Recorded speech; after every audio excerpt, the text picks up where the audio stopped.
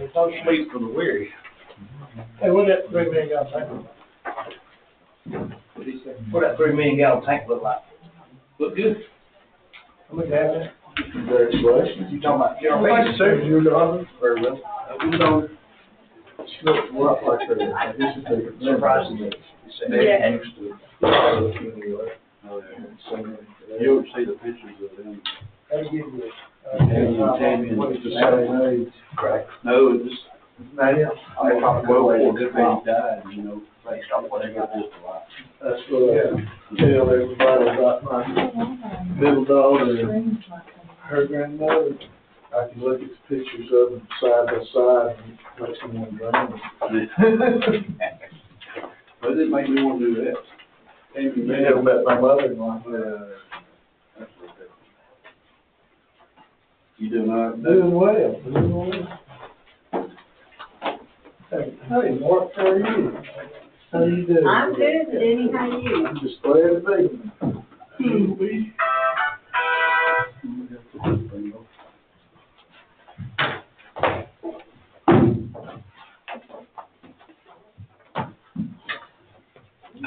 Hey, Everyone just. making your mark up there, not my hand. Yeah. Keep calm.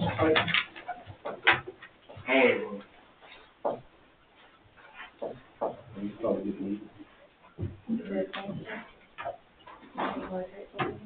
call him, since you have one. That call him.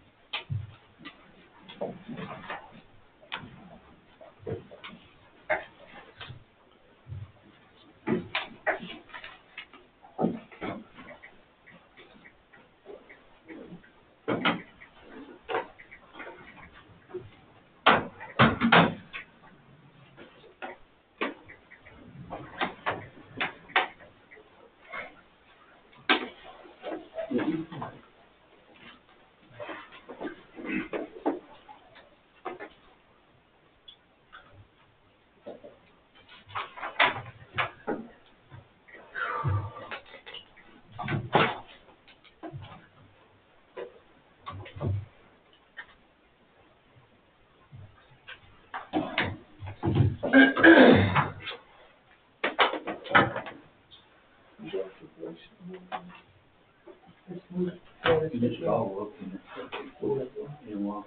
We just got back.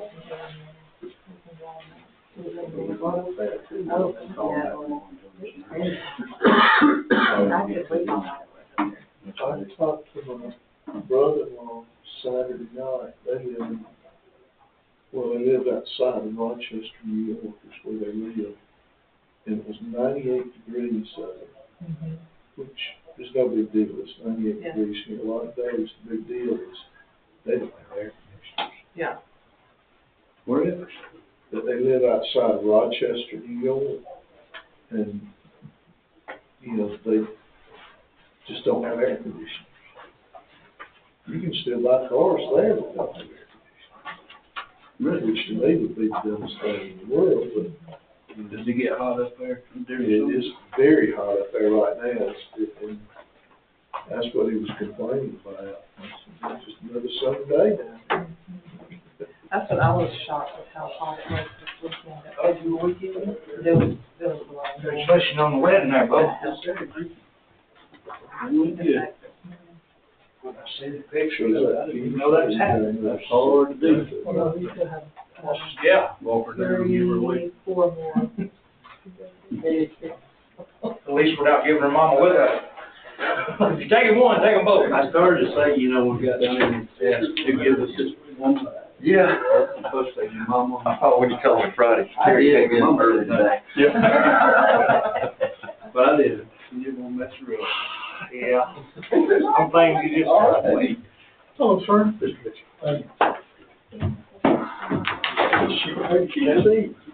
You all right with Hi, Bob. How y'all? Good, man. That looks like I had one question. I think that was tonight. It is. You got one of these.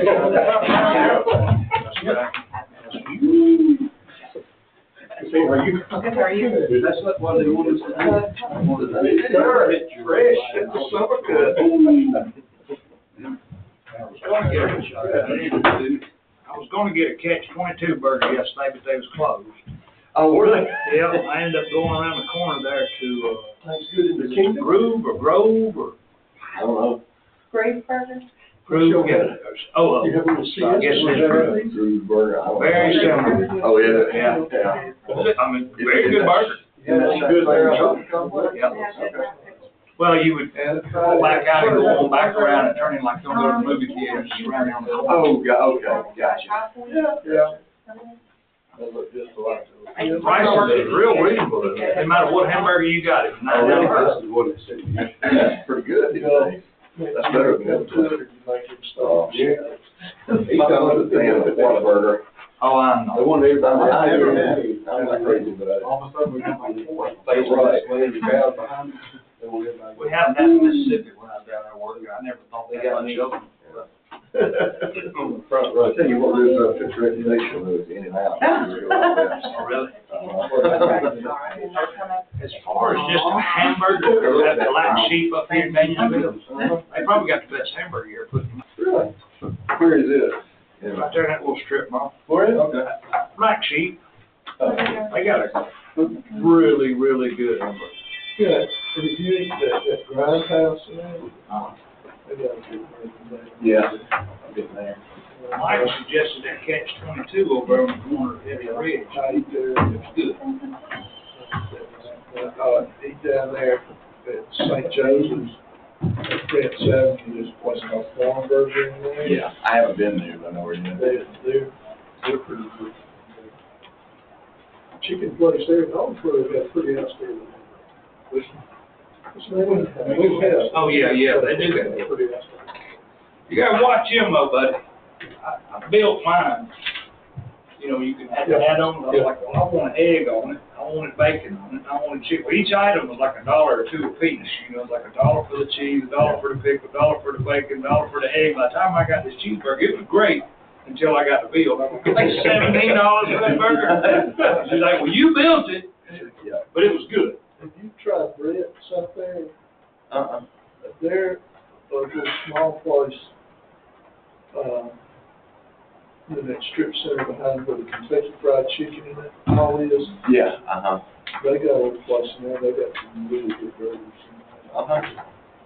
I've heard of it. It's been there a while, hasn't it? Yeah, it's been there a long time. Yeah. You know, two things, when COVID shut everything down, I realized I don't really need to go to the movies or go out to eat. I never got back in the habit. place to be. Yeah. Got a lot of streaming here. Well, I found these movies, I'm just like watching one at home if I go somewhere, particularly with the reclining chair. Go to sleep. Right. Well, they good look to the That's why you gotta get the big bucket of popcorn to keep you awake while you eat it. Well, no matter how big the bucket of popcorn is for lunch, he's gonna eat all of it. I haven't heard from Derek, I know we've heard from Brian, but we're gonna go ahead and start, unless y'all got somebody that's coming. Yeah, but he's on his side. It's gonna be a minute like in June, happening in the restart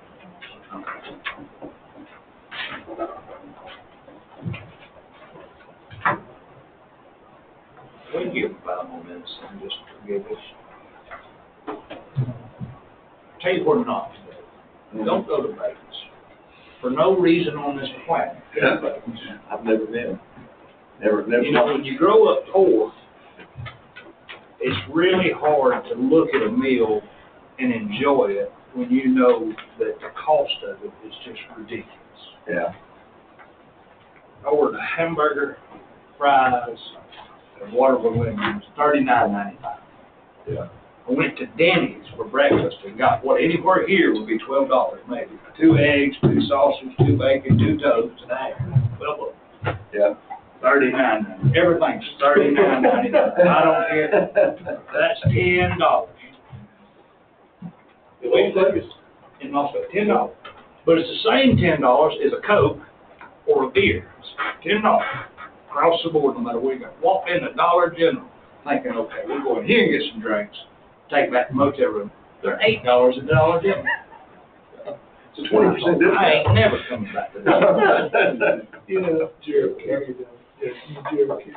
Yeah, I know Gerald. Yeah. We went out there one time, and I don't gamble. I figure every day I get up, put my feet on the floor, that I'm rolling dice right there. Well, we went out there, and he was in there, and he was doing the MGM wine thing for $100. It's a lot. Just dumping them things in there. And I just can't believe they're doing that. And he said, "Hey, why don't you try it?" He flipped me one of the things. And I stood there for an hour holding that. And I said, "Gerald, I believe I'm going to just throw one of these." I said, I ain't never had one. I probably don't. I'm never going to get another. And he said, he played for a couple of hours there. And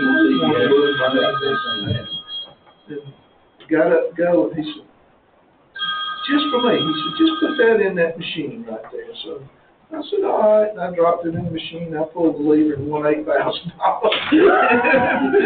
told him, I said, "How long y'all plan on staying?" He said, "What do you mean?" He said, "Well, we're going to be here 3 or 4 days." I said, "I'm not. I'm leaving today." I like him, Gerald. He's a good guy. Oh, man. He was a person. A friend of mine used to have to go out there for a consumer electronics show convention every year. He's an engineer. So he set himself a gambling budget. He'd spend like $200, and I'll place where I lose this. He said one year he got up so high it took him all night to lose it, but he stayed till he lost it. Oh, yeah. Well, it was nice just to walk around and just see the stuff that was free. You know, but I just didn't care much for giving them my money. I never had much for that. I think It's just something about it. I never buy the lottery ticket. And there's some things that sure in life, and one of those is they are going to win. Oh, yes. I figure on the lottery, I come out ahead because both my girls used up the hope. So I win every day. All right, while we're all here, I appreciate everybody coming to the Madison County Board of Commissioners Special Call Meeting, June 24th at 3 p.m. It's actually 3:07. We'll call this meeting to order. Any remarks from citizens? I only see one that's a non-employee, and he's sort of part-time, so I don't know if you got anything we missed. If not, we'll go straight into the discussion of the 2025 Water Department budget and insurance department.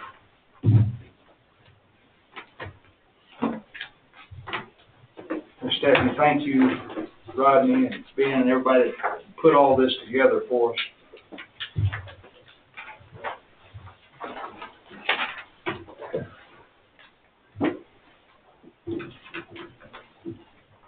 Where do we want to start? Right? Just dive in, Bo. Well, just looking at the budget in front of you, and I just want to point out a couple of things, just they don't, I guess, skew or throw us off too much. Specifically in 2023, the actual budget there, that second column we have, you'll see at the bottom where it shows $979,000 in perceived net profit. That's really about $500,000 overstated due to the 515 from the CDBG block grant that came in after the new year in 23. So it was received in 23. Technically on accounting, it probably should have been recorded under 22 and all that was done. But that 515 when it came in and was documented is basically $500,000 in inflated funds on the profit. So really that number at the bottom, just to give you more of a more accurate picture, should probably be around 470 or so. Just to, just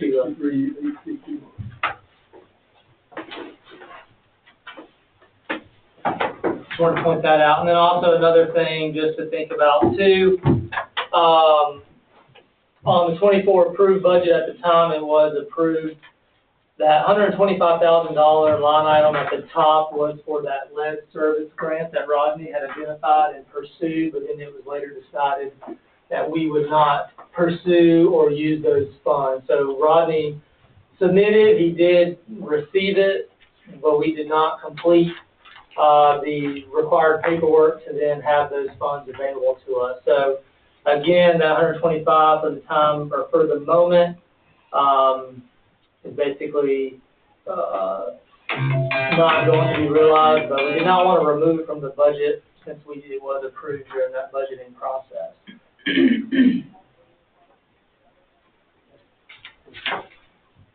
And then just to continue for things to just consider, you'll notice in the proposed 25 at the bottom, there is a negative $372,000 number for income, and that is going to be reflective. If you look in the top under the revenues for proposed 25, since we are discussing the transfer of the department back to the county, that line item for transfers from IDBA is no longer included. So if you look at the history of the last couple of years, and even before, the IDBA has been moving, roughly $750,000 to $800,000 over to help with the debt servicing aspect that the water carries. So that blank line item up there, call it 800 again, is a reflection. With that, you would be up roughly, the net for the year would be proposed almost the same as it was in actual 2023. And so that 372, when you're thinking about it, if you add the debt up, if you keep in the principal payments, if this moves forward, I'm not sure if that's something the county will want to continue doing, is throwing that extra $10,000 and some change a month at the GFA principal. But that 127, we did leave it in there, down there, but essentially the 372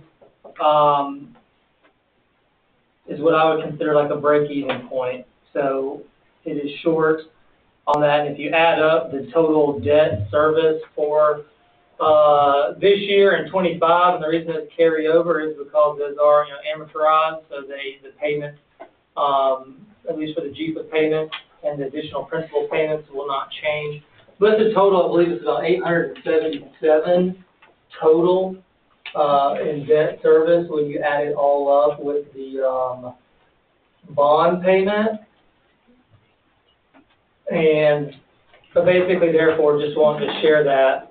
That's where you get the negative number. So that 372, in theory, the water department, based on revenues alone, is about $370,000 from breaking even on a year-over-year basis. And when you add in the amount the transfer from the IDBA around that $800,000, that's where you're getting a profit of about $400,000 from 23. It'll probably be similar later towards the end of the year in 24, but that's why we have that's the calculation for the proposed 25. We wanted to show it that way just for you all to be able to visibly see how close it is to that break-even point. So if you're considering, adjusting the mill or how much money from the general fund you may need to throw at it to, I don't know, you want to call it float it or to sustain it, but it's, in the scheme of things, it seems awfully close to being break-even. And there's some things, in discussing, the water department hasn't adjusted its water rate since 2019. There's been some discussion that we've had internally with our group just to maybe do a new analysis to get a better understanding of the operating expenses to potentially justify a rate increase. Now, these are just ideas internally for the IDBA board, just in the idea if they were to be with us again or next year, whatever the case is, but just to get something potentially more in line to make sure we are covering our costs, to make sure we are doing our expenses justice and not operating upside down.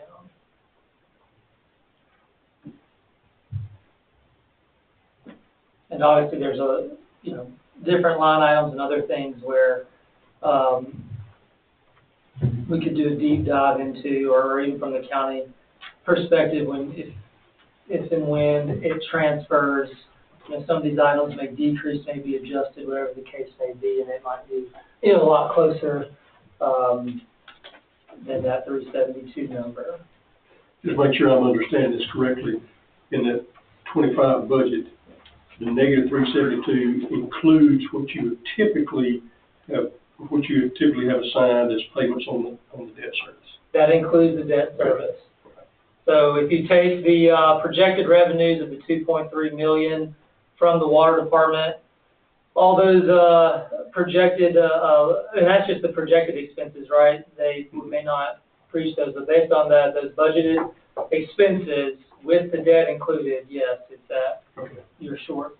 I'm breaking even 372. The other question I had, I know y'all have made good progress here lately on local water, in-house water sources.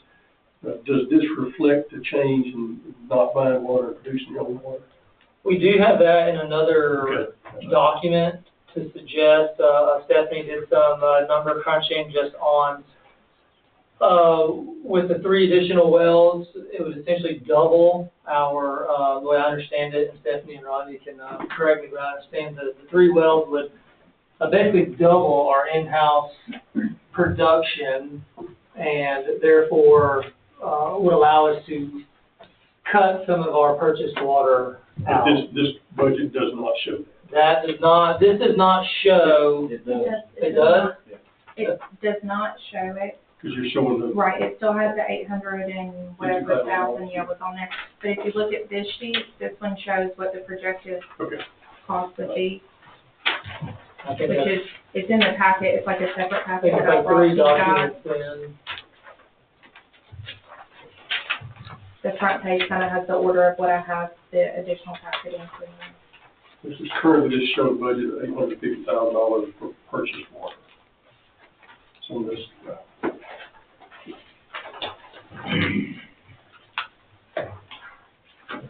I know, me and Mark had talked a little bit about this. I don't know that, we're probably gonna cut our purchases as much as we may, or correct me if I'm wrong, we're not really wanting to cut our purchase water as much as we may sell additional water, so we do not jeopardize our contracts of purchase. No, that's right. And the ability to sell water too should alleviate, I guess whether you're cutting purchased water and producing it in-house or selling water and,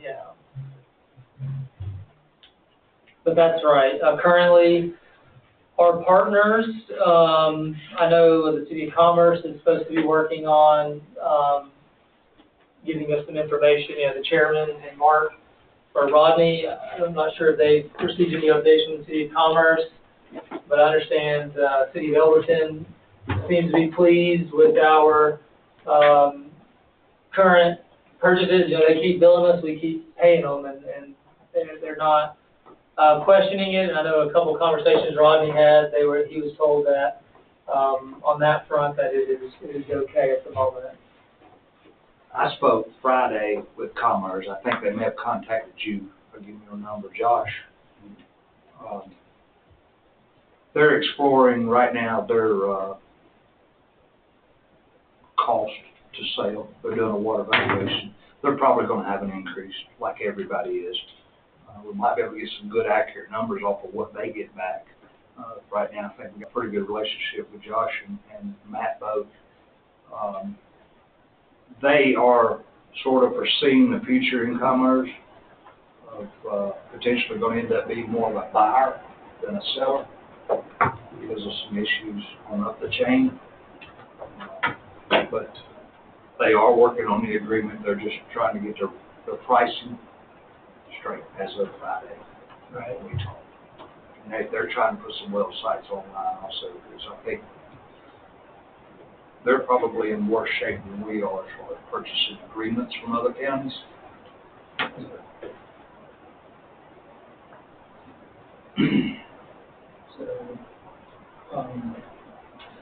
Any I mean, you commissioners don't have any questions regarding any of this, or you want to keep moving in through some of the packet, or what would we like to be happy to answer or keep moving? Help me put these numbers together. If you got the 2025 proposed budget, Okay, right, and that 127 is the extra DEPA principal. that's correct. That's additional. That's right, so that is optional in theory, right? Yeah. If you didn't want to keep throwing additional principal payments, that 127 would come off. Right. Okay, yeah, and I've never seen an update or a long-term, I think we talked one time, not too long ago, to get a bond payout schedule for all the different accounts.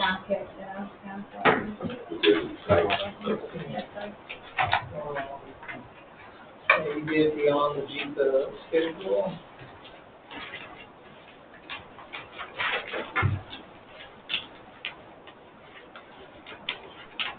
And that's right, because, I mean, 2 of the JIPA loans are still 0%, so that is not costing us anything.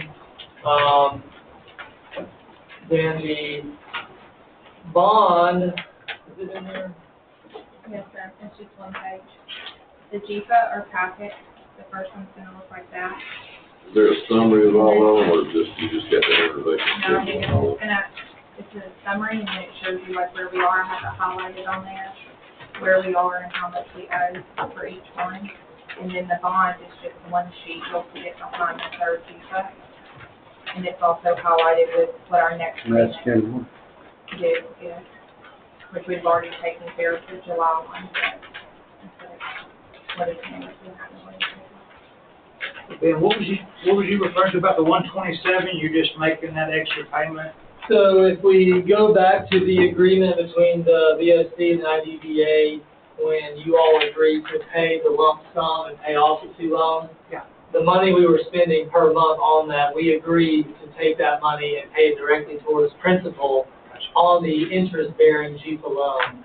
So it comes out to $10,000 roughly and some change, I believe. And when you amortize out on a 12-month basis, it's $127,003 a month. So in theory, that extra $10,000 a month, you could allocate it to something else. You could keep it tacking, whatever the case may be. It's probably better served if it's on the interest bearing, just to let it sit.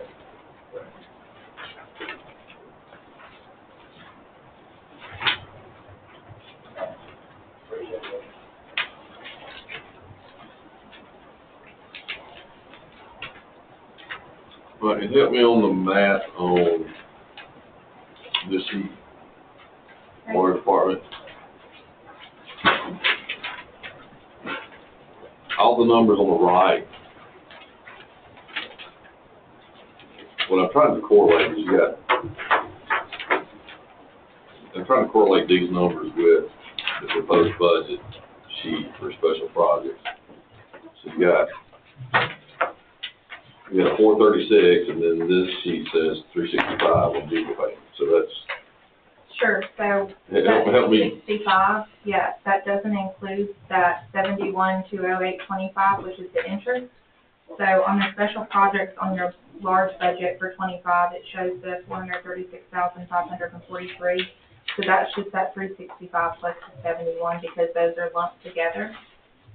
And then, Oh, we're gonna slow down. Okay, I can find it as fast as you can see it. sorry. Try again. So on this page, right here, the 71, that includes the interest. Okay. Right now, the water department pays the interest. The IDA does not touch the interest. So that's how much we pay in interest. So those are just lump sum together on the JIPA payment on your larger budget. Right, so the For water. the 436. So the 436 is leaving the water department, and IDBA is reimbursing or transferring at the principal only. The water is paying the interest. That's correct. Why split it up that way, just out of curiosity? I'm not sure. That's, I didn't you inherited it, okay. I just make the transfer. Gotcha.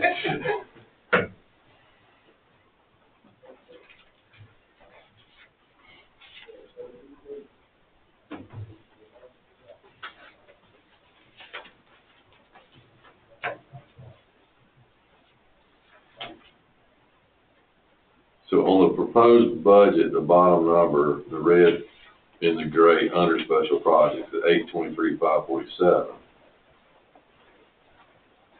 Is that not a summation of special project value there, or is that accumulation of something else? No, you're correct on that. It's, that 823 should be, just the summation of those three line items, I believe. So that would be so you got 752 in one and 823 in one, so what's? So underneath the The difference is the 752, it says 71,211. 2025 does not have water paid interest included. So if you were to add the 752 plus the 71,208, Yeah, that's why I was asking, I don't know why you pay the interest from a different source, but that interest payment's the difference of those numbers.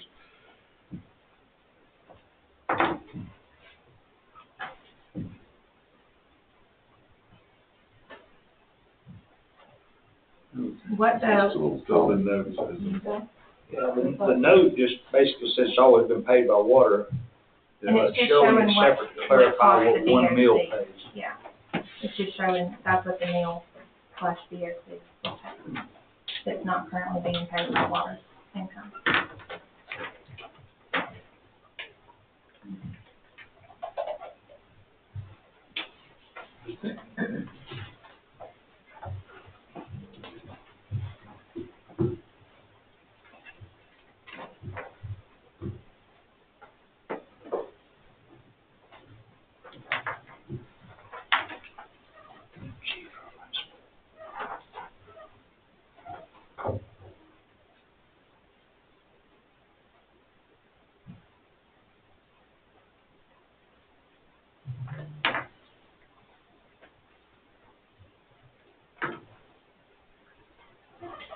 And on the proposed budget, y'all, with the anticipation of the transfer,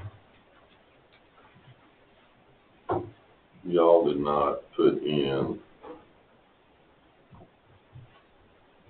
value for department management, correct? That is correct. So you'll see under personnel that management, after the 2023, there is no dollar figure assigned to that.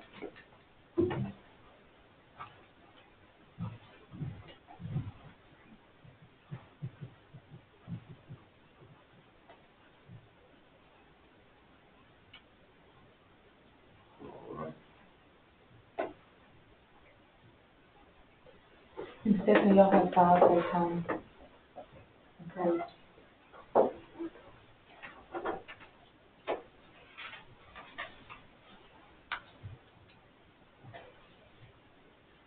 So that line item includes everybody that would be, all positions, the potential new executive director and.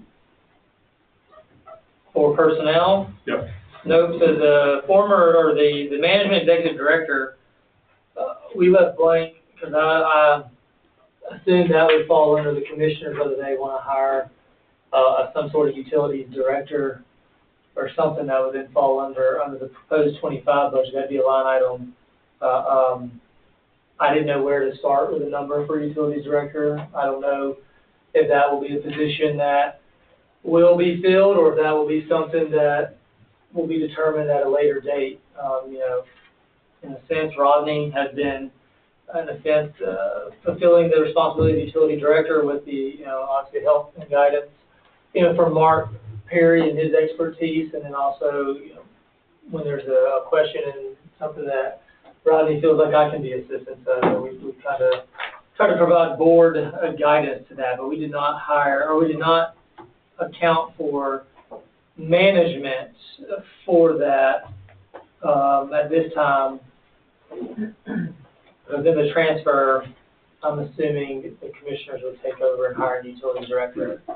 And if it were to stay, then we could, I don't foresee that, but if, then we could look into that, but based on the way we've been operating, the sense that most of the changes have taken place with Rodney in that higher position, things seem to have been going well. Doesn't mean we couldn't benefit from the guidance of more of a civil engineering or someone with that background or more utilities background, but that is the reason why that is not on there. My question was on the IDBA. IDBA side, do you have that budget in your hand? Yes. Yes, the personnel, executive director, clerk, I threw a big number out there, and I don't, obviously with some of the discussions that have been had with the group, I don't know where we may land, but I wanted to at least have enough to show that I guess we could cover it. That's with 1 mil, right? These numbers are based on 1 mil, just to give us an idea of potentially the surplus. Be able to think about what that surplus could go towards, whether that's acquiring land. I like to think about Madison West, if there was a lot or something that we wanted to secure it and put a warehouse, a spec building up, then there'd be money to do that. If there was a plot of land that needed to be clearing or infrastructure potentially brought there, then there'd be money to do that. Doesn't mean it's necessary, but Sure. just wanted to show that. But yes, to answer your question simply, that I thought would be enough for economic development director, whatever that title may be, and then also an IDBA clerk. That's something that we had and maintained, and just wanted to keep it in there. I assume with the new role, we would want someone, wherever we end up housing the economic director, we want someone there available to field calls, respond to inquiries, whatever, pass information along.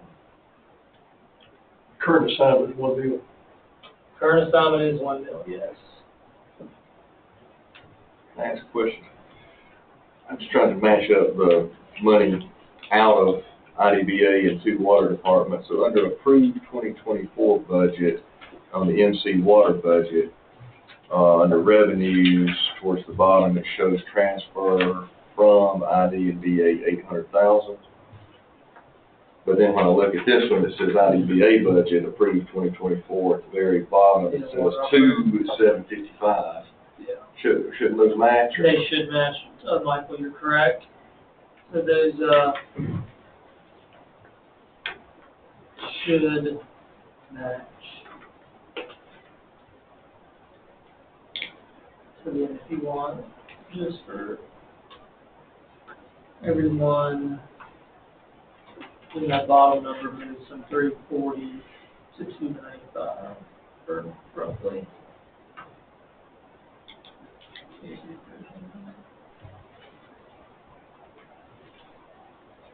But yes, apologies for overlooking that one, but if you do look, just to make sure it's consistent, the water operating division on the IDBA budget and the transfers from the IDBA on the water budget for 23 and 24 for the actual budgets should and do match.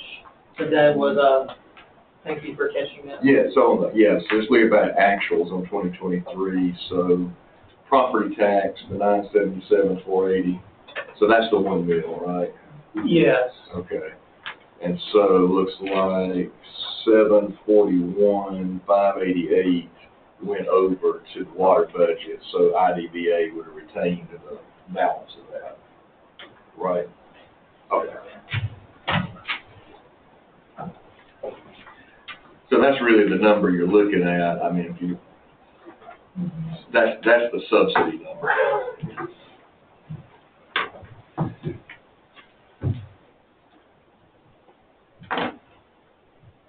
So we're planning on working on the remaining IDBA budget, I guess, or is that what we're gonna do here today? There's gonna be some pretty dramatic changes in that because of some of the unforeseens. And Ben, you are correct, we'll probably end up, with right now with Rodney and Mark being the primary sources of engineering before we actually go out and hire an engineer. When they are retained at IDBA and we take over the water, we're going to end up with about probably a $50,000, $60,000 engineering bill, a lot like legal services, which we do not have now. Right. So that'll have to be in that budgeting process.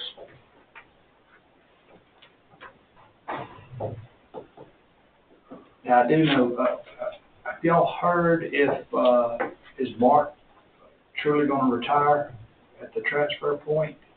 Mark Colwell, Yeah, he hadn't said nothing to me about it. okay.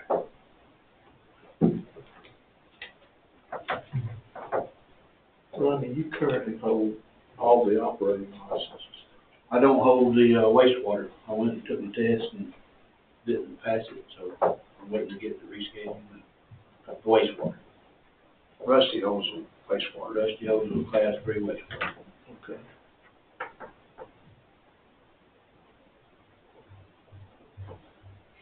Just a matter of studying and going to take time. I know.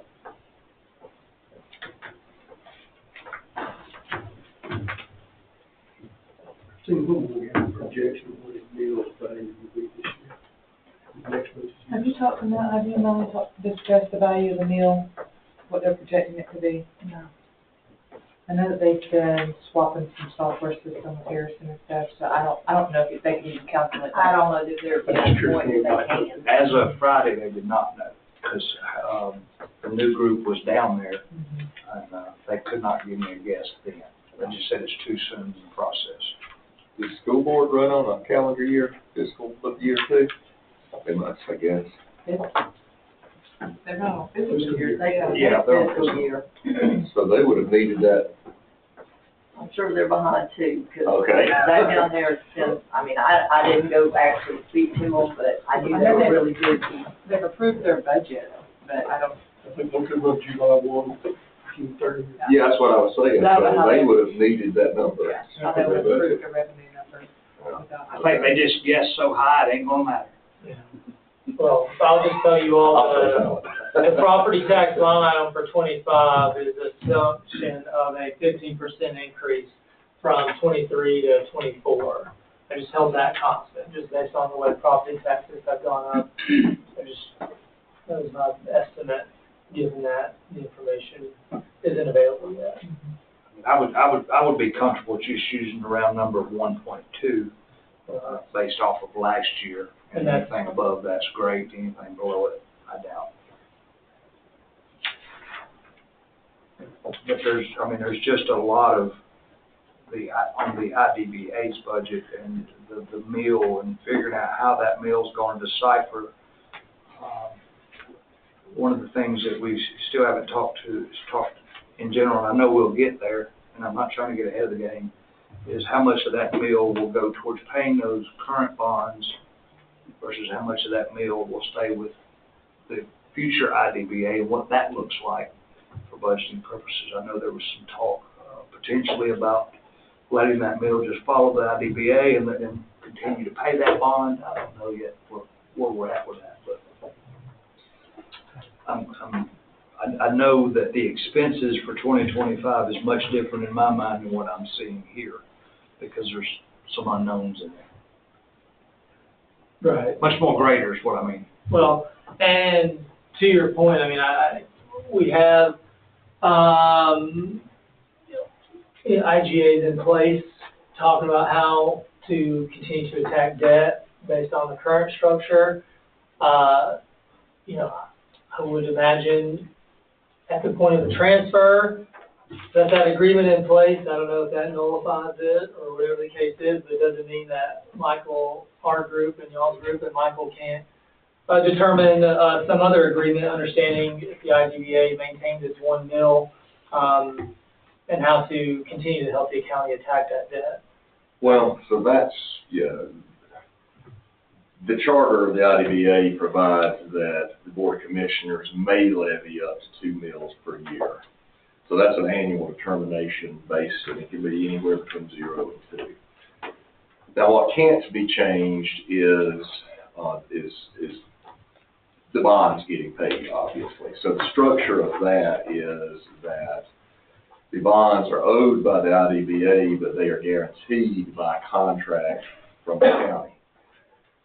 So whether you continue to make transfer the amount of the bond payment to the IDBA for them to pay it, or whether the county just pays it directly, I don't know that it really matters. Right.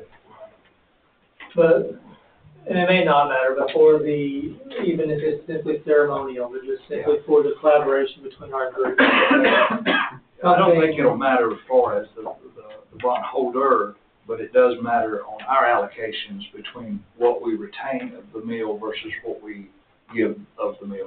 For instance, if we deem that we only need a half a meal to retain with the IDBA to run the day-to-day operations January 2nd, while we retain the first half of the meal to pay off the current GPA debt. So you got to think about how this is going to play out in the newspaper also.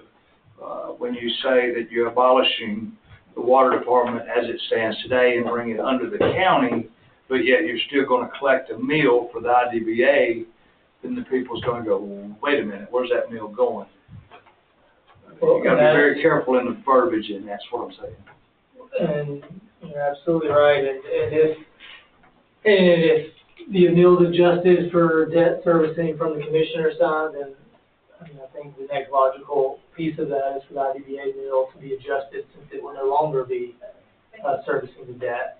Now, how much will be, I guess, depending on with those involved, what economic development and that charge will look like and what kind of funds may be needed to pursue those endeavors. But, we held it constant. I would assume would be approximately $1 million for the sake of conversation, understanding that nothing has been requested or set yet.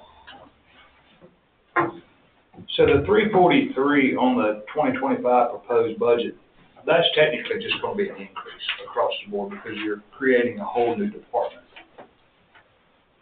It's called IDBA, but it's economic development. So you'll have a current running water department that's still got to be bought and paid for with bonds, and then you'll have the income. But you have the meal, but then there's also going to be potentially 343 of a straight across increase because you're creating something you don't currently have. We did have it just in the last year, just having staff. Well, not to this level. No, that's right. And trying to think about what that means for us and the county, and thinking about, you'll notice some decent increases in dues and membership and education and training, things like that, from the idea of having this person get out there. I mean, we've, for the last going on 18 months now, I mean, those line items haven't seen anything. We continue to carry them over just to try to keep a realistic picture of what, because I don't want to inflate or have like a too much of a not that it's not a positive outlook, but just like the outlook would be like, oh man, there's tons of money available. And all of a sudden, to the chairman's point, now we're about to have all these expenses come rushing back in because we're going to have someone in that role, hopefully going out and utilizing, the funds in a way to progress economic development in the county.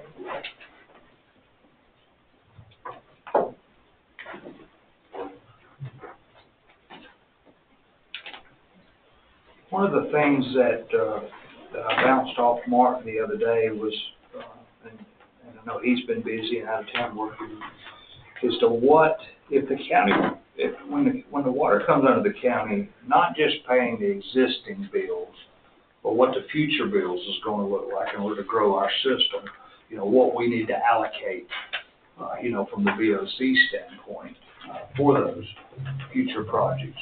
Yeah, I know currently we're working off of a lot of grants, we do a water line per grant, but at some point we're going to have to do a water line per project that's going to have to be funded in-house. We can't always live off the grant possibility because right now CDBG, Right. it's just not feasible to think that's how you're going to expand your system is based off grants solely. So it's something that the Board of Commissioners will have to address when we fund the water department, like the road department. They get their grants, but we also allocate about $1 million a year to that road department to build roads, whether the grants come in or not. Right. So we got to make sure we match that transition over in water and sewer, is what I'm saying. Well, before that, you have to decide where you want lines. Correct. and how fast you're going to build them. Yeah, and thank God that process is already in process, and hopefully that fluid model will be back, in the next, month or maybe 45 days, because that's gonna be the driving key more than the feasibility studies, that hydraulic model. Right. And to that point, I would imagine, obviously, infrastructure is a key component of economic development, something that we're, trying to, adjust the way we, handle those types of projects. And I would imagine, the IDBA still playing a role or being a member at the table in these infrastructure talks and, being a partner to some degree in the way they get funded, whether, in-house or part of matching funds or whatever the case may be. But don't forget, there's two components to where the water lines go. There's the physics behind the hydraulic model of where to push and pump water to, and there's the politics of where we want to do it for growth. So there's two components to that. Yes, sir. Yeah, okay, thank you. I was wondering what this fluid thing was. So that's just the hydraulics of, that's basically the topography of the county. Yes. Well, And being able to meet adequate flow. that's been the mindset for a long time, this topography of the county, where, in my mind, we need to be thinking about more pressurized zones, and forgive me, but elevated water tanks, that is kind of a dated way of doing things right now. So the verbiage is the same. Point is, we gotta get water places, and we gotta have water pressure when you get it there. But, yeah, I understand, but to Derek's point, the easiest place to get water to with good pressures may not be the place you get water lines, because water lines bring growth. Yeah, no, I mean, Derek was spot on, he's exactly right, this is a two-part theory. But I just want to keep in mind, when we're doing budgets, that we got a budget for those, things in the future. I don't want to.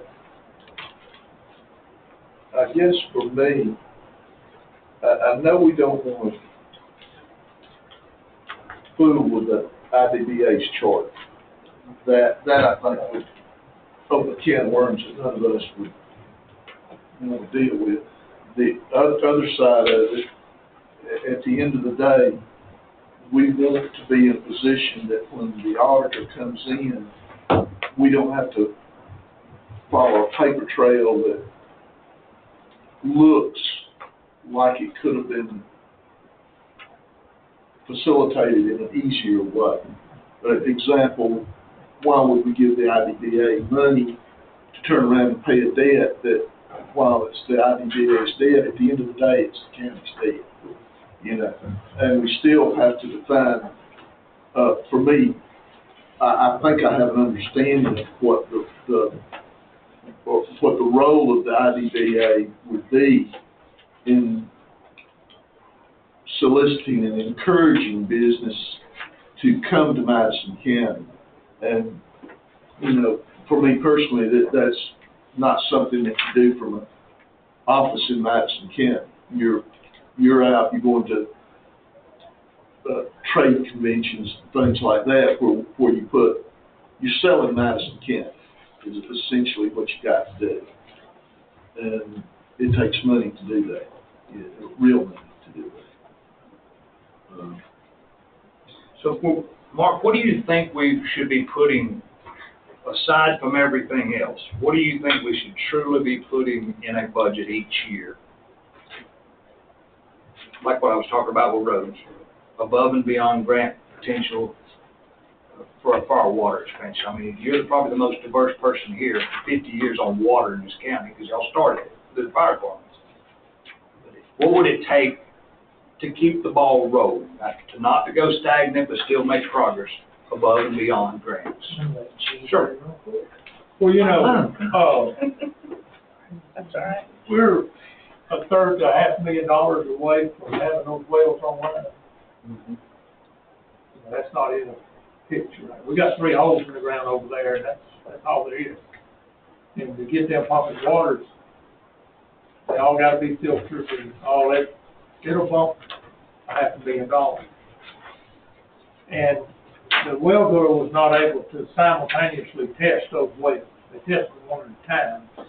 We know what the other wells drop, but we don't know, and I wouldn't put a lot of stake in that 800 gallons a minute. I'd be more like 200 or 300 gallons a minute, and seeing what kind of what that happens to wells around it, you know, So when we know you, you know, before you put a lot in that. You know, somebody's gonna need to continue to look for water sources, groundwater sources. I think a surface water source in Madison County, if you were gonna withdraw from Broad River, it'd be, today's price would be $100 million to put in a 5 million gallon plant and a withdrawal. It takes you 10 to 15 years to do it, and the price will be $200 million at the end of it. But, water's gonna get really expensive in the next 25 years. Because it's one thing you can't do without. But the estimates, there's, about $12 a gallon for a 5 million gallon plant.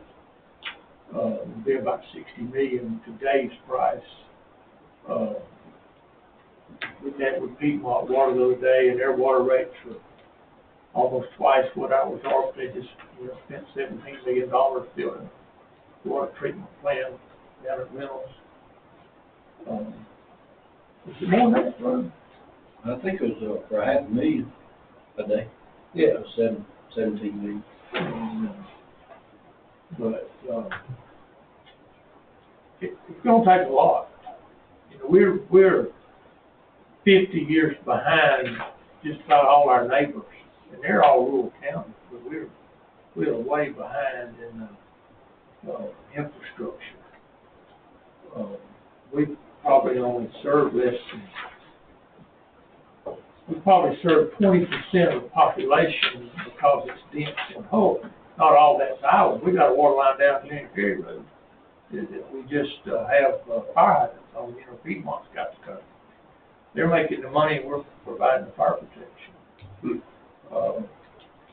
But I don't know. You just have to know how fast you want to grow, but it's between $500,000 and $1 million a mile.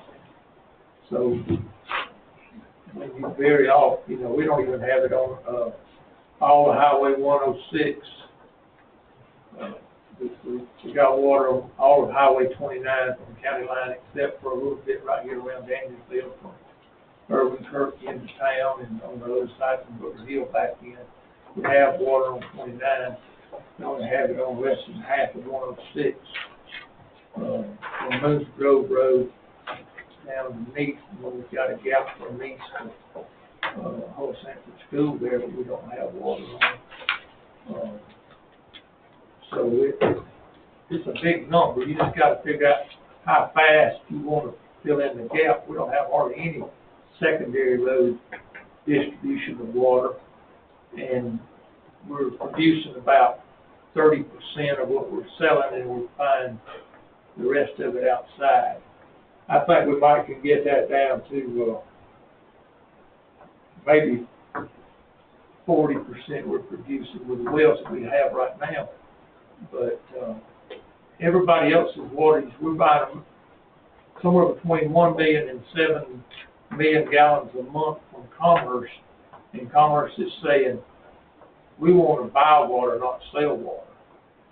You know, where are you going to make that amount of water up at? We buy water from Franklin County. Franklin County's got issues with Stevens County. They buy some water from Stevens County. They produce water themselves out of wells, but you know, that's going to shrink as time goes by. Because Elkton's got the biggest bucket over there to dip out of, and we're paying for their filter plant. Maybe we need to be trying to buy into their filter plant, you know, to where we have a bigger stake in that. Because right now we're on a year-to-year arrangement, and somebody makes a better offer. I think we're paying about $4, $3.88. $3.88 per million, and we think it costs something over $2 to pump it ourselves, so it's somewhat cheaper, but it's, you're gonna have a $500,000 or $600,000 investment, so you gotta buy several thousand gallons to recoup your investment for that savings. But I don't, you know, I've already got county water, so I don't want you to spend a whole lot. Thanks. But I ain't got it. well, Somebody put up a flag, somebody made an honest statement in here.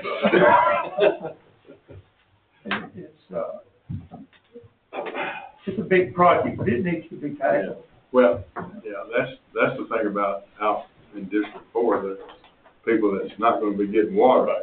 Yeah. And those other places, they're not in those other districts.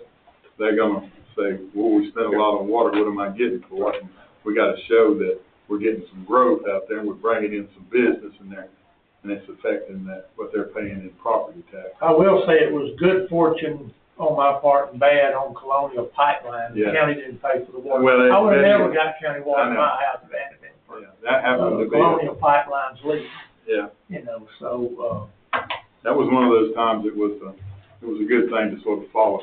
but there is a lot of people in Madison County that don't have quality water. And, I mean, in my mind, I'm just thinking that in just low numbers, and I know it's a very low number, but it's an expensive number. I mean, we'll have to put $2.5 to $3 million in the budget each year. if you're gonna, If you're gonna try to make a move you know, over the next if 10 you- years, you're gonna. it would take you from 10 to 20 years to have a treatment plant Oh, sure. online, but it would be a 100-year project. You know, it would supply, it might not keep up at $5 million, but it would, you know, Cornelia just replaced their water plant, and it was built in 1920 or something like that, you know, and there's a lot of old water plants. I don't know how they ever built that project, but, that same $60 million for a 5 million gallon a day plant is probably double what it was at the turn of the century. What will be the water source for that plant? Still just individual wells that are running straight there for treatment? Harsham. No, that's surface water, either like Broad River or Yeah. is our source, and it gets pretty low at times. Well, is there a withdrawal permit for Broad River? I don't know, that's that 10 to 20 year process. Yeah, I don't think the county or the IDBA have any withdrawal. There's EPD with, No, we got five for it. That's why I'm marking it. So you gotta figure out, that comes before. It might you build take, the it plant. might take 5 years to get that, right? Mike, we haven't even started the process to start the process. So, one of the numbers I don't County. see on here is the splosh. What do y'all have in splosh? I mean, is there nothing y'all, in the IDBA splosh? So right now, there's one that I guess will mature in 2026. Do you know what that number? I can go get that number, I don't know what it is off the top of my head, I remember looking at it last week, I don't remember what that's it the was. 2019. The 2019 SLOSS, I think we have around, like 150,000 in there, or something. There were some expenses that were paid out of that for Waffle House. And then the decision was made to use the current SLOSS that we have. So I've just been running those invoices to Susan, and then y'all pay those directly.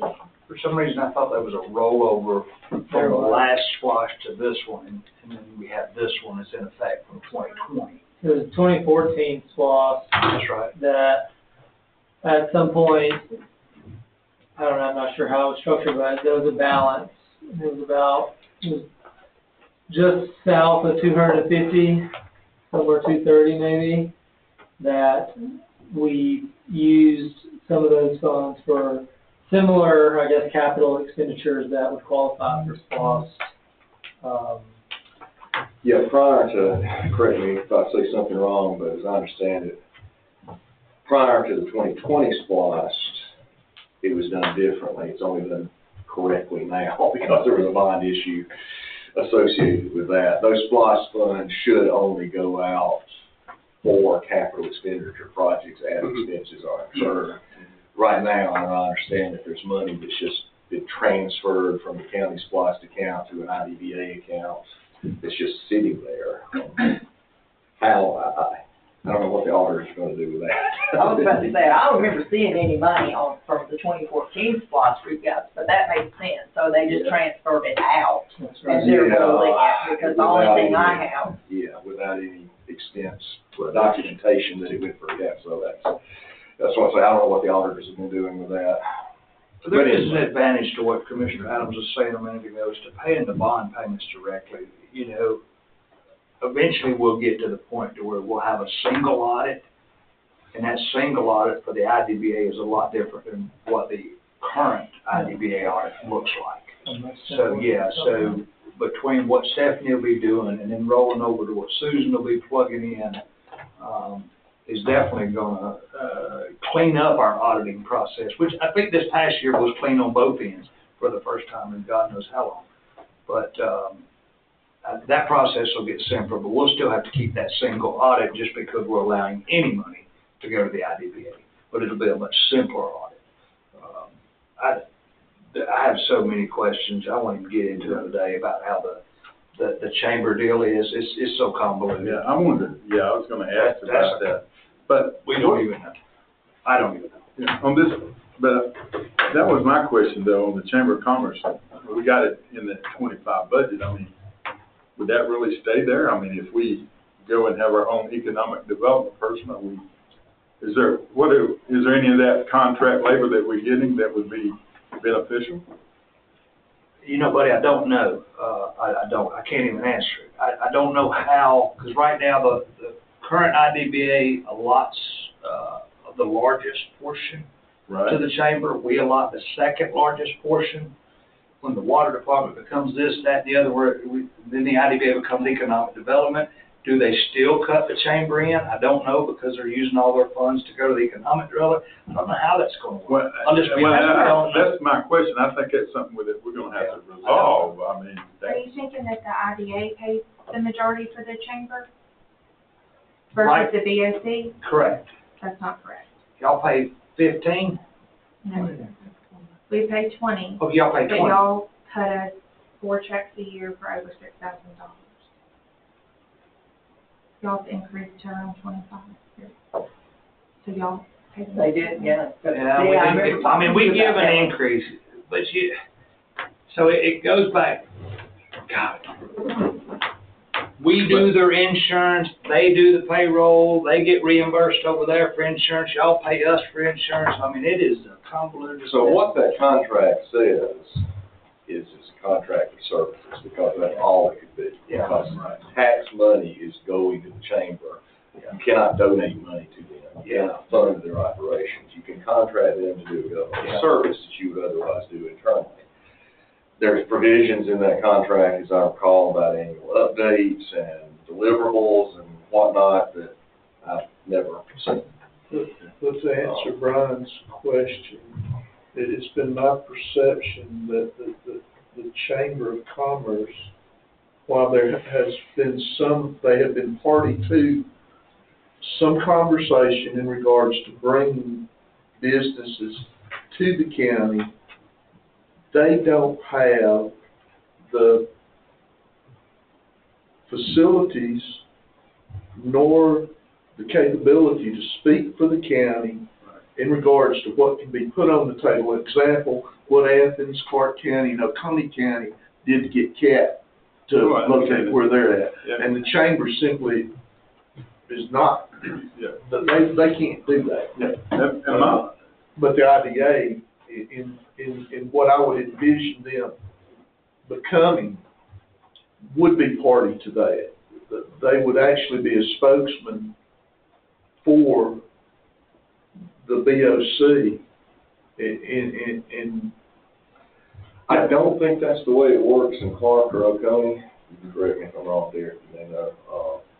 At least in Clark, well, and in Oconee as well, the development authority functions purely as a financing arm.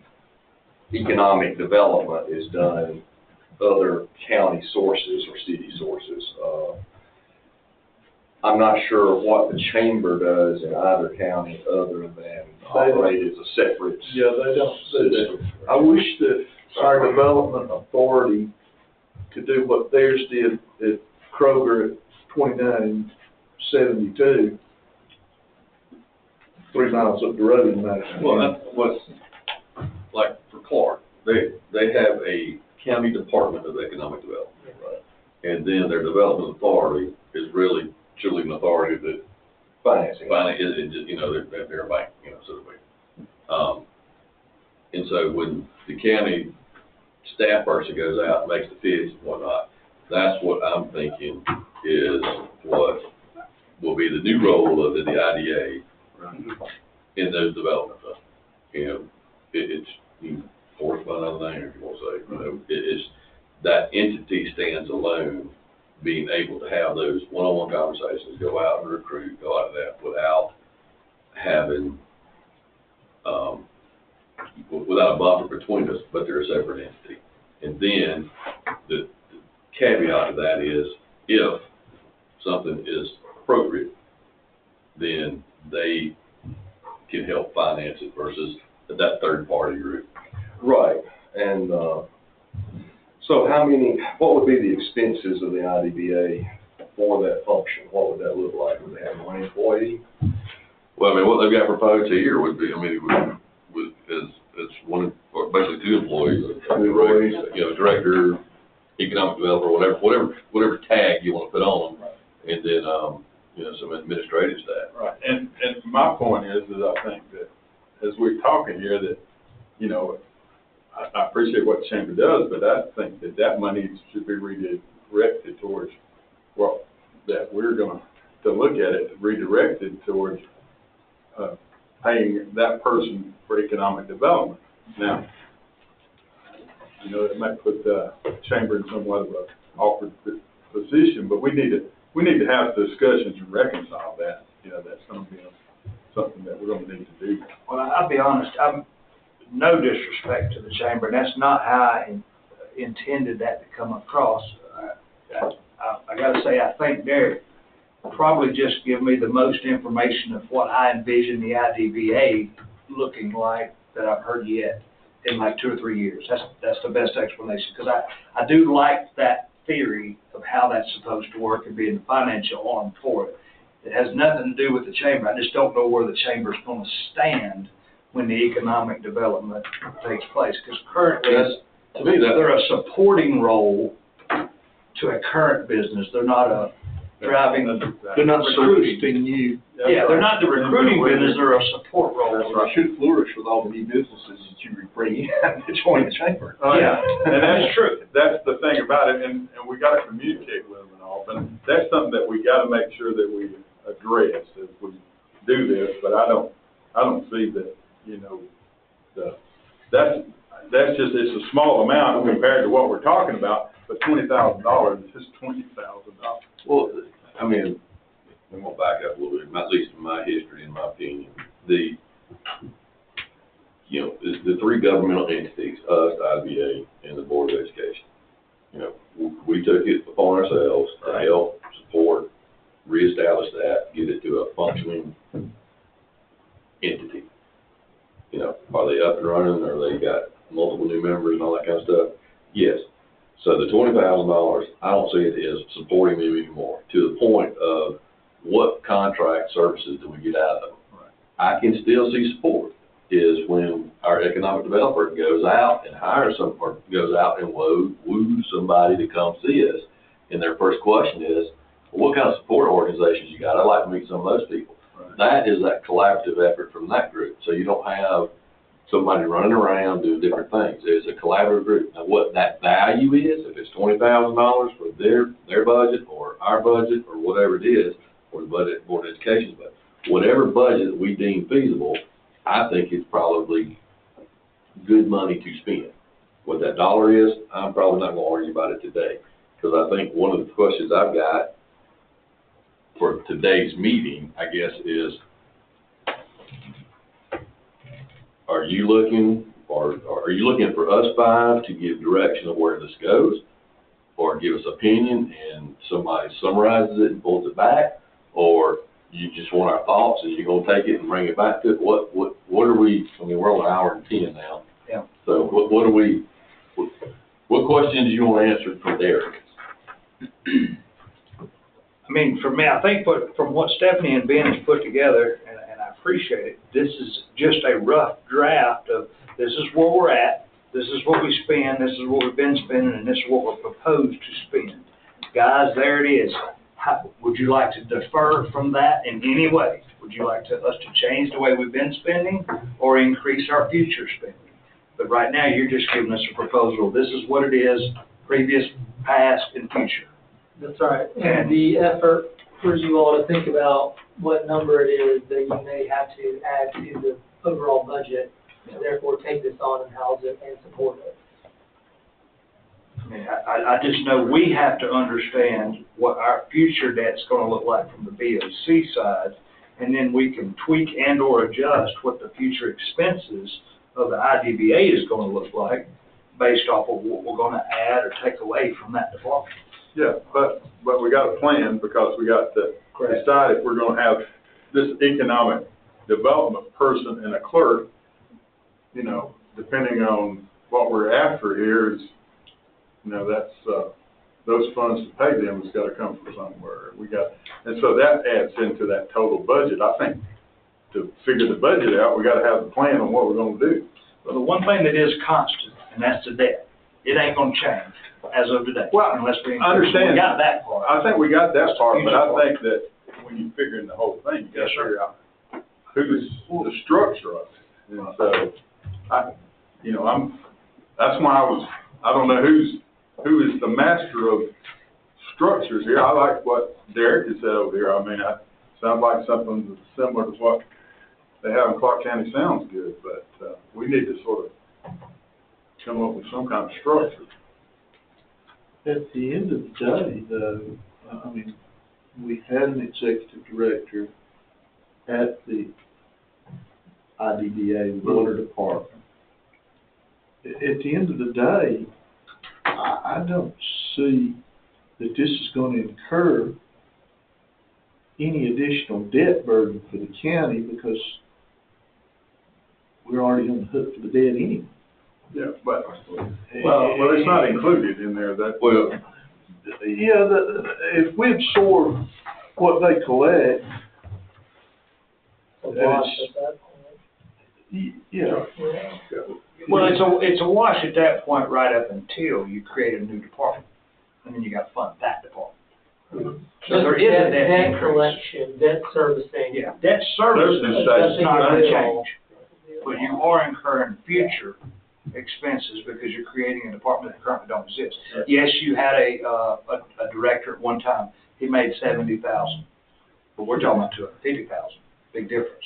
Two people though. Yeah, two people, though, Obviously still, one two people. higher than the other. But then you also are factoring in the fact that you've got to have to probably be 50 or 60,000 into an engineer for the water. But you're not gonna, well, That's by For project. contract service. yeah, you're not. Yeah, gonna by do- project. Yeah, but you're not going, okay, I'm sorry, I thought, I went in a different direction. I thought you were talking about expenses of the IDBA for economic development. That'll be the new function, that'll be the new cost. that Yes, don't sir, exist the new now. cost. So, those are not gonna be funded by debt, those would have to be No, sir. funded by general revenue. Future expenses, yes. But for the BOC, we have to know where we stand to be able to set our millage rate, Yeah. because we have to know how much new expense we have just to. Exactly, that's right, that's gonna come from your village rate. That's right. I think that the picture you presented here, to me, gives us a pretty good idea of where we, end up going. I agree, and I think the conversation we've had, their comment reflect directly, or exactly where we think the IDBA ends up being, that they end up being the economic developer role, period, which is why this whole discussion about taking water department out of them, why that happened, because it has just evolved into the water department being what y'all spend your time on.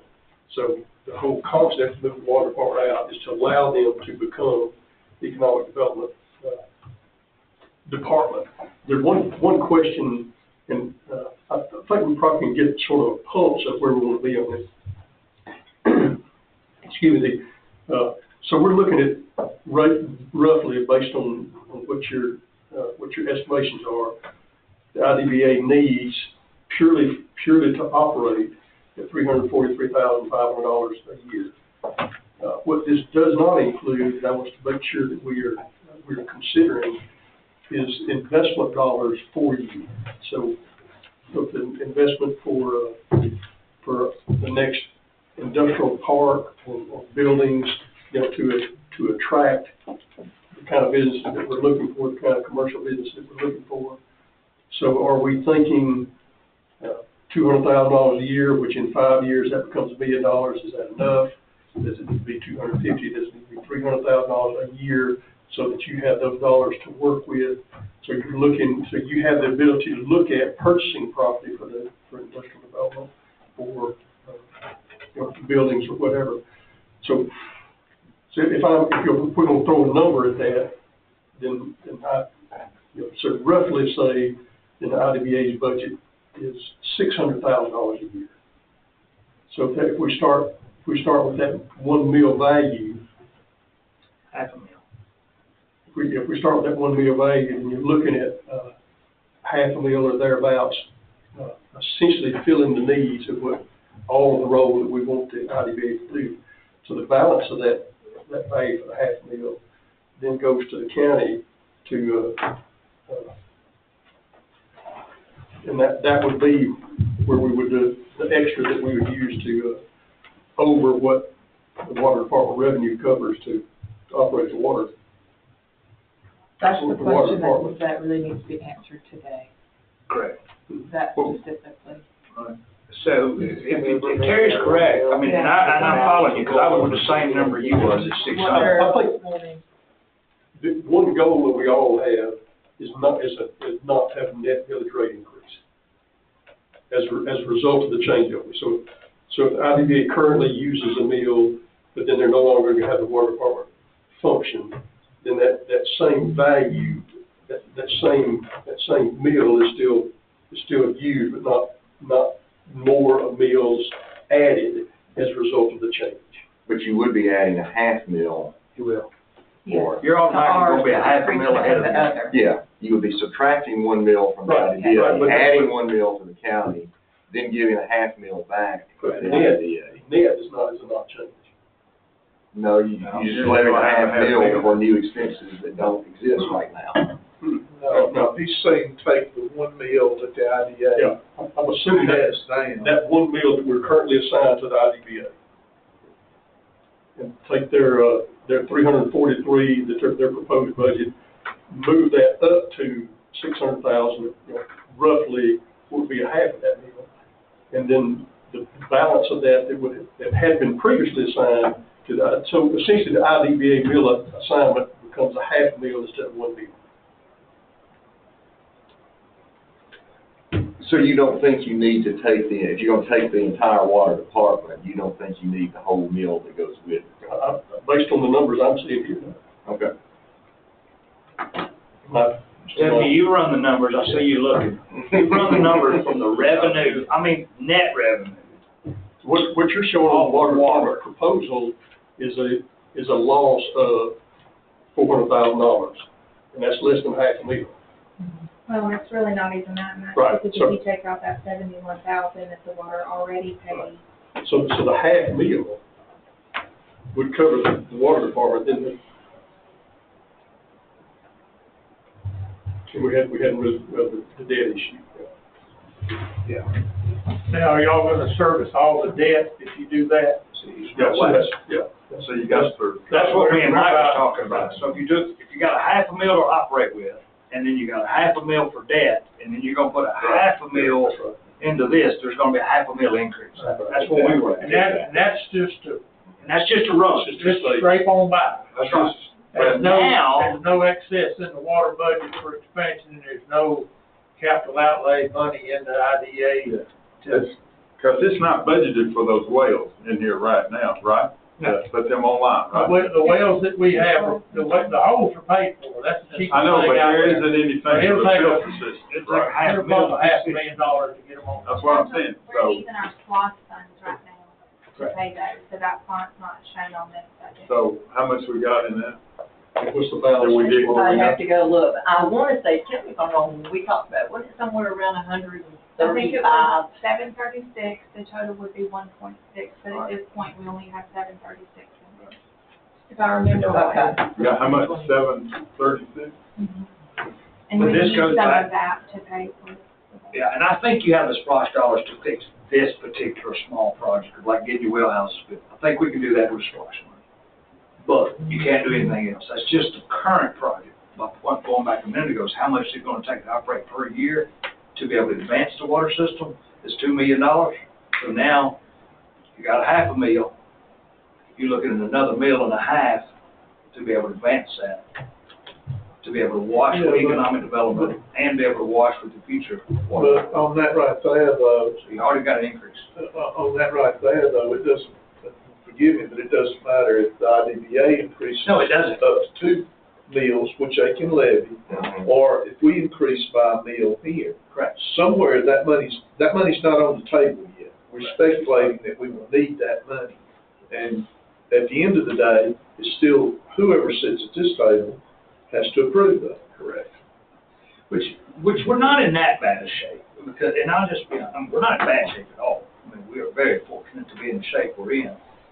I do think that the economic development $500,000 is probably gonna come in this year. If we don't touch the millage rate, I think we're still gonna be covered. There's just no room to grow. Well, I guess, What we talked about last year, and Dennis was Commissioner Adams was a driving component of wanting the IDA to increase that mill, so you could go ahead with it. The only difference is this year is you're not doing it, we are. Yeah. If we have to go. My only comment, and I'm just old, and sensitive, you know, as Mark talked about, we're way behind on everything. So I don't wanna do something, that we do something, and then we get to stay in the same position. You know what I mean? We do it to make things better, or we call it doing it, but we don't do enough that we actually, you know, can make some progress with it. So I wanna make sure I wanna feel good about these numbers that we can, you know, pay everything, but I'd like to see it so that we can still be where we can make some progress along as we go. You know, I don't wanna have a budget where it's just like, as Mark probably stated over there, it's just tight and we just get by. I mean, if we're gonna do that, why do it? I mean, you know, if we're gonna do economic development, we're gonna get something going here, then we need to, you know, sort of make sure that we got enough to keep it, get it going. And that's my own statement. I don't wanna raise taxes. I mean, I support you. I don't wanna do it. But if we're gonna do something, we need to make sure that we got a plan and we can do it and still move forward and not just stagnate. Because that's what usually happens. It's you know, I concur with every bit of that.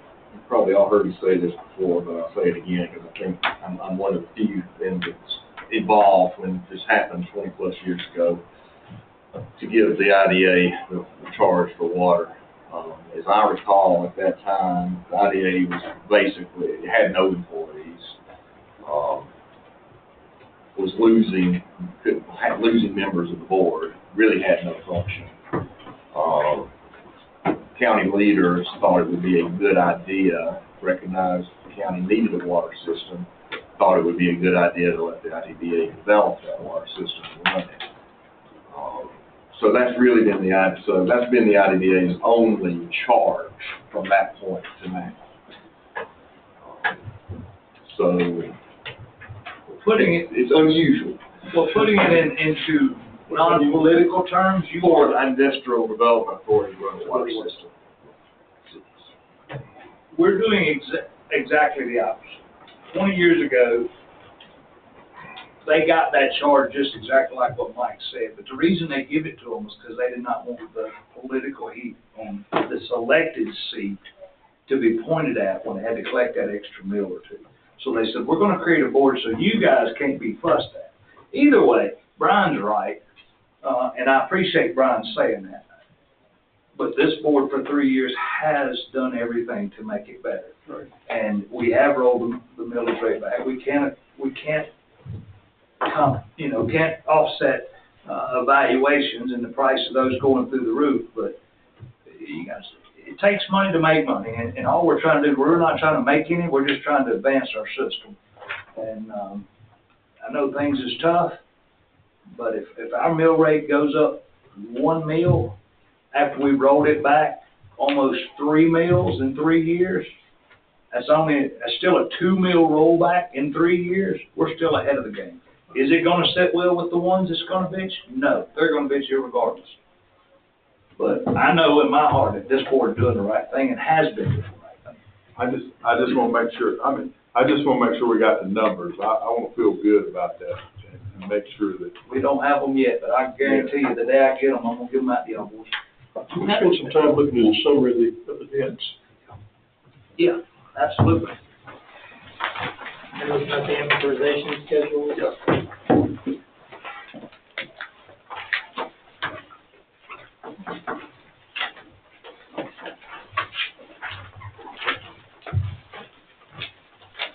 Stephanie, do you know what the fund balance is of the IDA? Is that 200,000? 205, is that what the current fund balance is? Where, But not assigned, not used, like leftover village rate fund. I don't know at all, it would be, it's a different on here, but I don't know.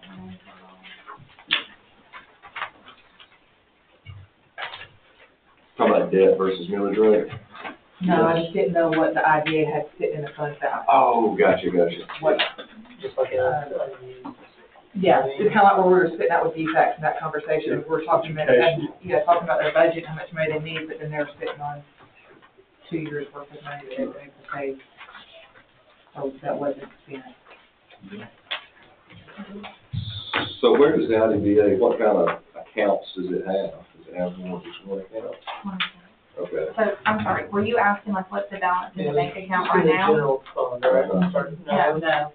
Fund balance is, like when you take all your revenues, you take out your expenses, it's kind of like money that you have left over, or what's rolled from year after year that you did. Yeah, like what did y'all roll December 31st of last year? Into the next? Which is basically what we. Profit or your loss. Yeah. What we flip it Yeah. for. And based on, it should have been close to that, 141 down there. Okay.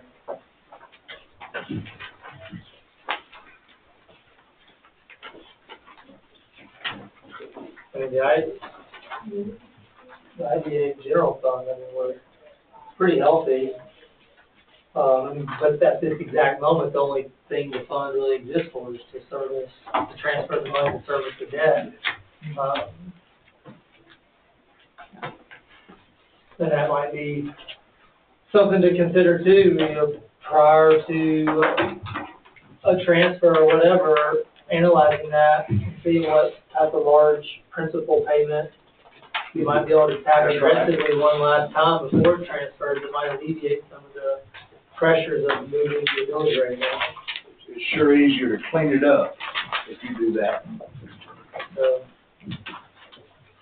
Yeah, but right now with cash, with low interest rates, and with the election coming up, I don't know. Yeah. that's right. Well, if you look at your summary sheet, this one pager, the DW 6003 and the 7001, roughly 63 and 5600 a month. Those are the non-interest bearing. Those first two? Yes, and then that third one, the 7026 with the larger monthly balance, that one is principal and interest. When would they be paid off in current? So, the two non-interest bearing ones, mature. 2030? 2030 is on that first one that we're looking at. Okay, August of 2030. August 2030 thing. That's the first one in the list? Yeah, that was the first one. Yeah, the DW 6003. 23rd.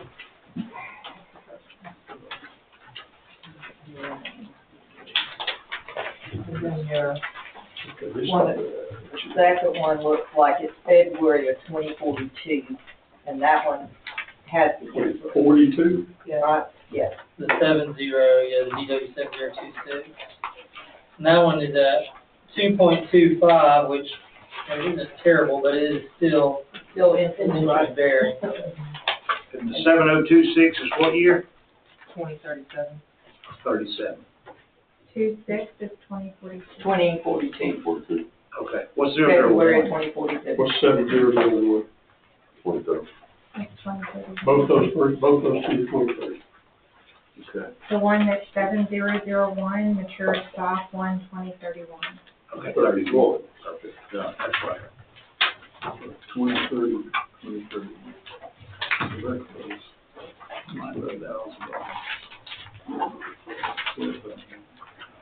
And that one is no interest also, correct, Stephanie? Yes, ma'am. Bond amounts change yearly.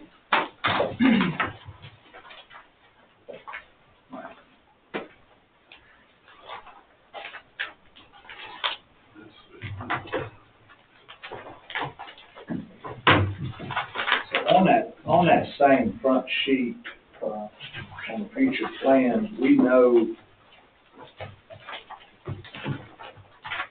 the biggest one that for me was the sewer stream discharge. That's gonna be about a $2 million expense.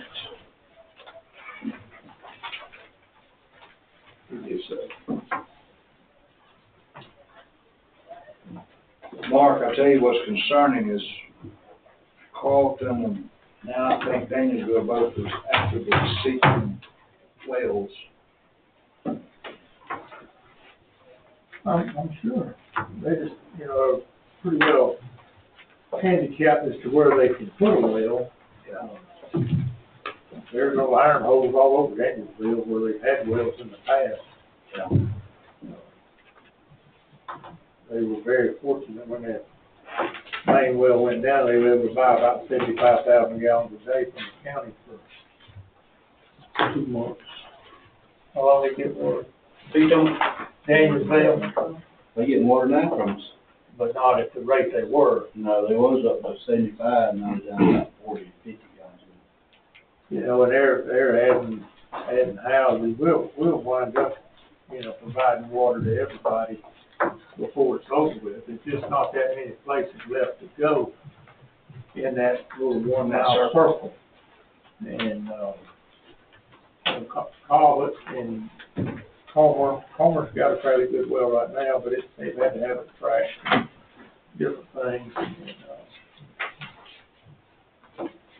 it costs so much, if you go a mile out of town or something to find some water, that's a really big project for a 500 customer system.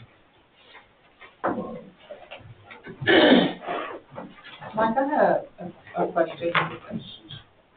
For SLOSS, depending on that bond, how it's written, do you remember if it's written that those dollars go towards that industrial development authority, or is it written that those funds go to water infrastructure?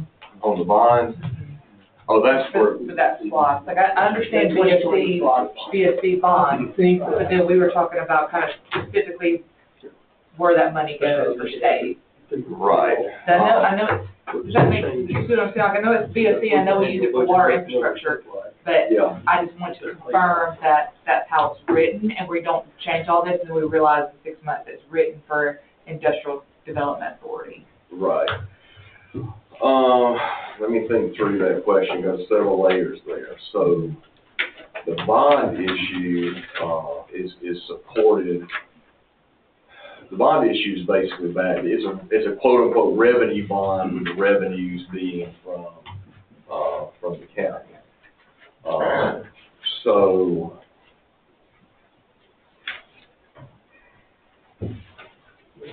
the use of those bond proceeds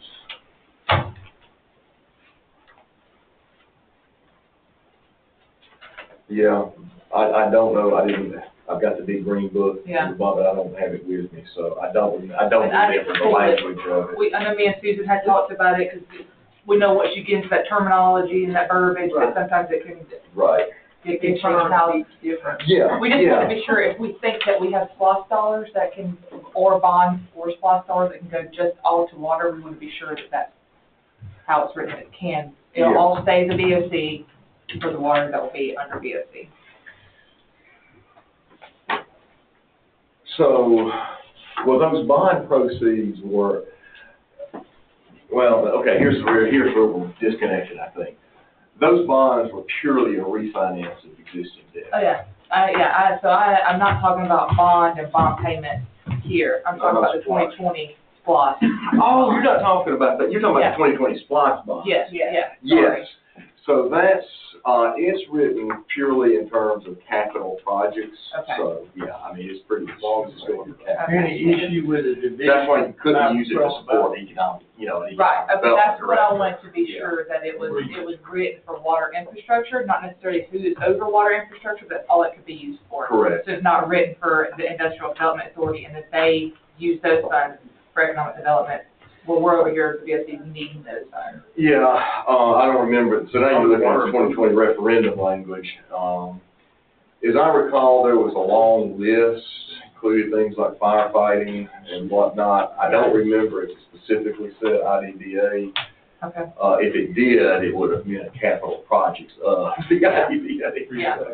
You can't use SPOS for anything. We're probably gonna need to know that, though, how that referendum was written, because it's pretty specific. Right. That's And that's where I was I believe concerned. it's for system expansion, that's for the idea. The 2020 SPOS referendum, you don't have to have it, do you? Don't, I read it the other day. I can get Oh, it. you did? Okay. If you need that, so, do you need Can you it? put your hands on it? You might find it faster than I can. I have to put my hands. While they're looking up legalese and stuff, the math in my head where we're at. If you, and it's been in existence, the IDBA for economic development, part of economic development is also can be and has been to support utility improvements. So, Derek's on track. If we continue, or my suggestion will probably continue with the 1 mil levied to the IDBA, using the conservative number instead of the 135 out there, 1 1/4, So you make that assumption, $1.25 million. So part of that infrastructure improvement to support economic development, the bond requirements is almost $700,000 a year. So you pull that off. Out of that 1 million, you pull that off. That leaves a balance with the caveat that if you don't pay the extra 127 debt, because you got 0 interest and a very low loan rate for now. That leaves you about a balance of a little over $550,000, or right at $550,000. The IDBA, from a budget standpoint, again, if it can be cleaned up a couple thousand here, there, or 10,000, whatnot, that's $340,000. Right. That leaves around $210-something thousand, rough math, of what could be identified as future capital Like I did the. land investment dollars Thank you. for the IDA. Right. That would be left there. So assess them a meal with that breakout of understanding of expenses and whatnot. Then we come over here to the BOC, creating a new department, which I believe we've got some budgetary information there. But we need to add the dollar amount for department director. Because as much as staff does on a day-to-day basis, we need somebody in the seat that's got the skills and abilities to go forth and not only help manage that department, but to do the expansion growth, to meet with legislators, meet with those other people that try to assess where we can get those money. And again, understanding that there's an election year, who knows what's going to change? Who knows what's going to change at the federal level, therefore money moving down. And so I think we got the hydraulic model that's going on. Now, remember, all this is for 2025, so, Right. by the time that comes around, hopefully we'll have, we got the comp plan is done, we'll have our ordinance rewrite done, we'll have hydraulic models and understanding what's going on there. We may have a better picture of what we need to be trying to design and implement. And that's gonna take time anyway. So by the time we start that, then the following budget year, we can start making adjustments to what we might need to put forward as capital projects. Seed money, because then you'll try to get grants or either additional bonds, you're gonna rewrite the whole bond program. Because if you gotta go out and get, $50 million to do something, you just gonna slap that much millage out there. So it's just gonna take a while to get there. So that's kind of what I'm seeing is a breakdown to set aside the money for the 1 mil for IWA/economic development and get us close to what we need for the department. That make sense? Yeah, to me. Well, that's my thought process. You might disagree with the numbers, or you might disagree. And I just think and I don't want to say status quo is status quo, but Yeah. We do sell it to the public, whether we like it or not. You're maintaining a 1 mil for economic development and utility improvements. You may have a bump, depending on what the final numbers come in, or what receipts would be.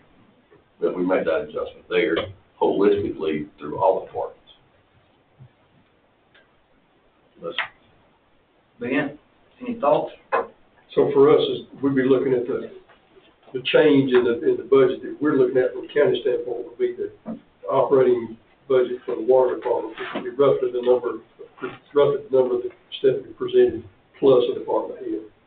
That's what I'm thinking. So instead of $370,000, it's $450, say $500,000 would be the difference it would make to the budget that we're looking at. Potentially could be with the tax digest increases anyway. Could be. To generate. Yeah. We won't know that for Exactly. 60 days or thereabouts. I see you pondering, Mark, go ahead.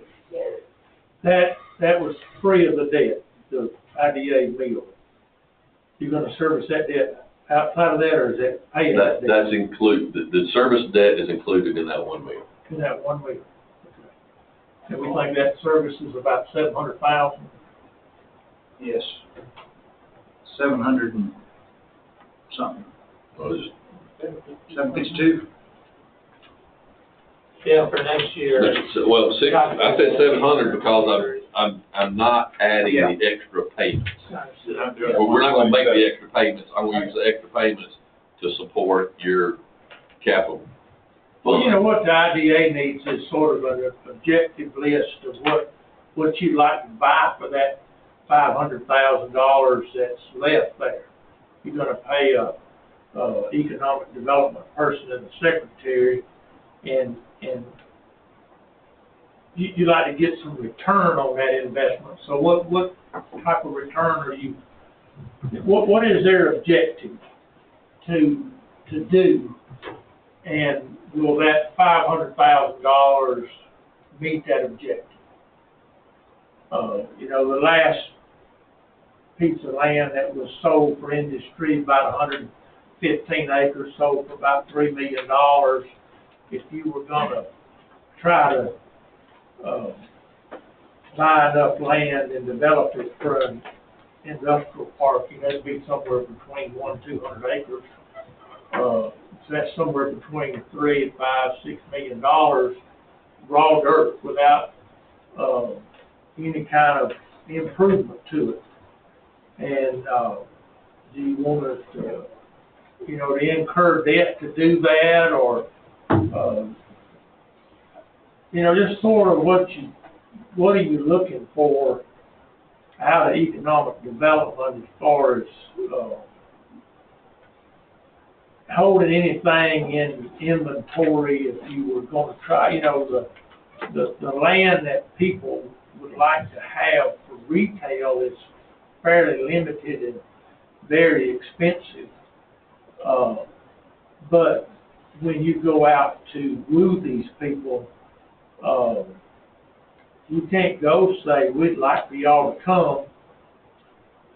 Won't you come on down and visit some of these people, see if they'll see you some land. it's not gonna work out good. We're gonna be the same place we've always been, because we wouldn't put enough into it to make it happen. The return on investment is great, but you got to have some investment there to make that happen. And like Brian, if you're gonna put $500,000 in it, and it sounds like a big number, but I'm not sure it'll value what you want to make it return. And, we just there to help do what we want to have done, whether it's water or development. But long ago, we had most of what we had accumulated was a water debt, but it was servicing itself. But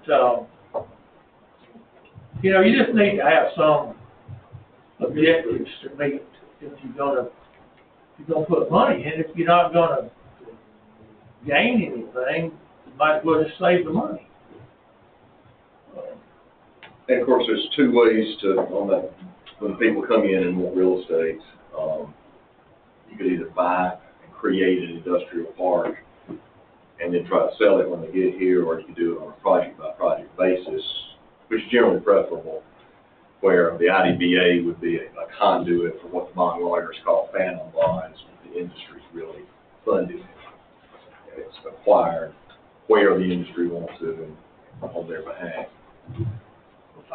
If I recall, the last meeting with economic development, we had a 6-month, first year, second year kind of look, and I mean, I know we're probably putting the numbers up front right out of the gate just to talk about it so we know where we're at, but realistically, we probably won't never spend that initial first year's amount of money, because I don't think we'll be far enough along in the process to, by the time you get you a developer, and then still trying to figure out what they're even gonna do before you go out and hire the developer secretary, because it ain't gonna be no good to hire for him unless you've already got a plan, and you've got a plan in action to move forward.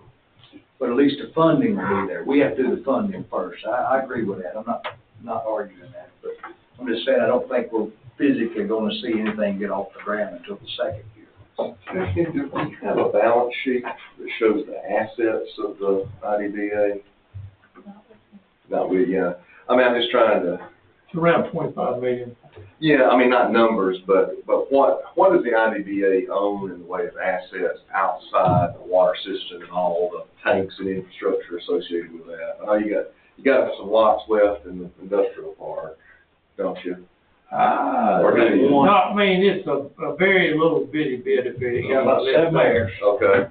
You don't see Greg's Mill Dam. We haven't given that away yet.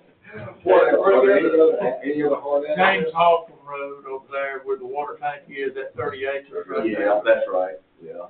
And everything else is pretty much pipe in the ground. Okay. We own a little bit of land there where the drip field is. That's about 15, 20 acres. Where the drip field is, right behind Whole Sanford School.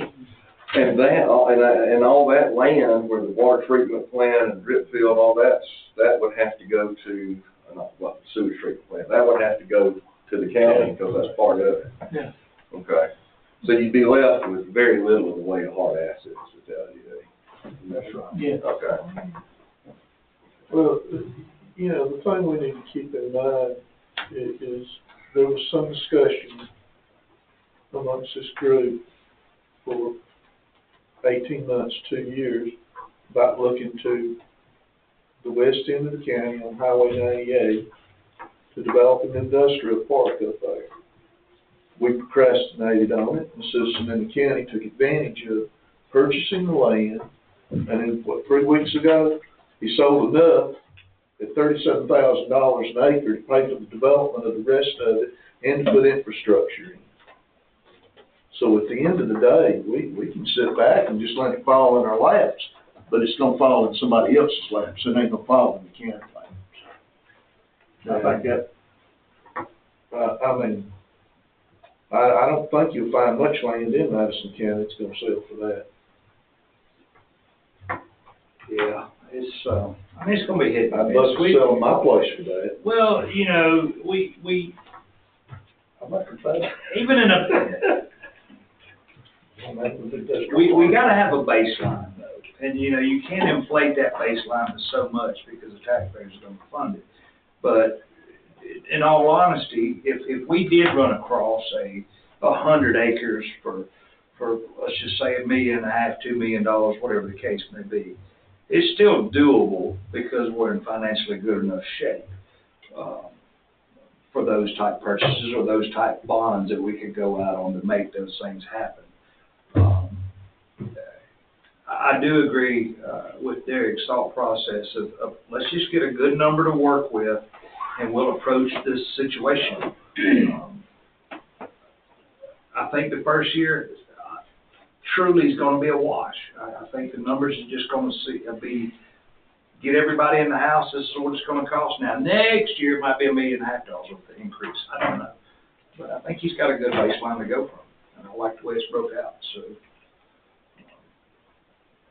are we going to sit still? No. We're still going to have to run some water lines. I mean, you know, there's still some things coming up we're going to have to run.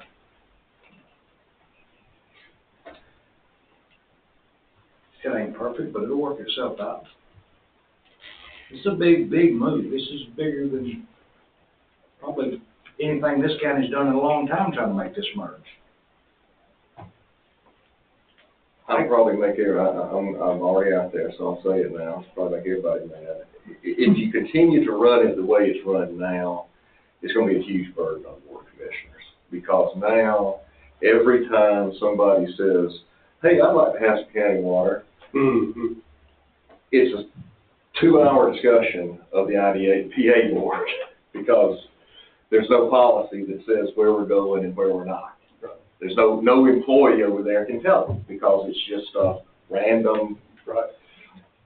So I wouldn't think you want to do that as a board of commissioners. I don't know what your substitute for that is going to be. The job, well, the number one assignment of the water department is going to be to establish water policy. That's going to be the first. Well, Derek answered it. I think Derek answered at least a majority of that question. The question was, okay, we've set this in place, we've set this in place, we've got a compact motion, we've got a feasibility study, got a hydraulic model. So the components to having the tool to say, you want water where? No, not in the next 40 years. We don't even have it on this map. But, oh yeah, it possibly can happen if you're this close. I think we're getting there to the public, but we had to lay all those other foundational stones. Because you're right, 1.5 years, 2 years ago, heck no, I wouldn't do it to the board. Well, the hydraulic study's not going to be the answer. Well, that might tell you the places of the county. Well, the hydraulic the feasibility will. And the hydraulic both, because the hydraulic's just going to show you got the right pressures to make everything work. But the feasibility says, is it there, is it not? If you're fixing to build a 40-lot subdivision in Harrison and expecting water from the county, I can tell you right now, no. But if you're asking for it off of Highway 72, right outside Colbert, story may be different. So is the feasibility study looking at the comp plan, and is it tying all that together? Yes, okay. That's the plan that'll work uniformly. Okay. It may deem something different. Yeah, I just don't really know what the feasibility study is going to look like. I'm not putting a lot of faith in it because it's a 50,000-foot view, but I think it'll complement the comp plan. Yeah. So would the board like to see the water department present to you separately in a budget work session for us to go through, or do you want to see it with multiple other departments, the way we do the red department? Do y'all want to review it line by line, or have Susan make a recommendation? Because I'm gathering the BOC wants to move forward taking the water department, but not the GFA debt, the bond debt, and not mess with IDA's military, is what I'm gathering moving forward. So if we're taking over just the water department in that budget, I need to know how me and Susan need to spend our next month adding the water department into our process. Say that again, what you just said as far as how you're talking about doing it now. How we want to see it. Yes, so when we go through this, sometimes like the rate department, the board likes us to use one budget work session to review the road department and kind of really break stuff out and go line by line. Well, To where the road department, those numbers are kind of set as what they are, and it's kind of a catch-all department, that it gets presented with several other departments. So would the board like to have one Well, I budget think work session to sit and go line by line over just the water department budget?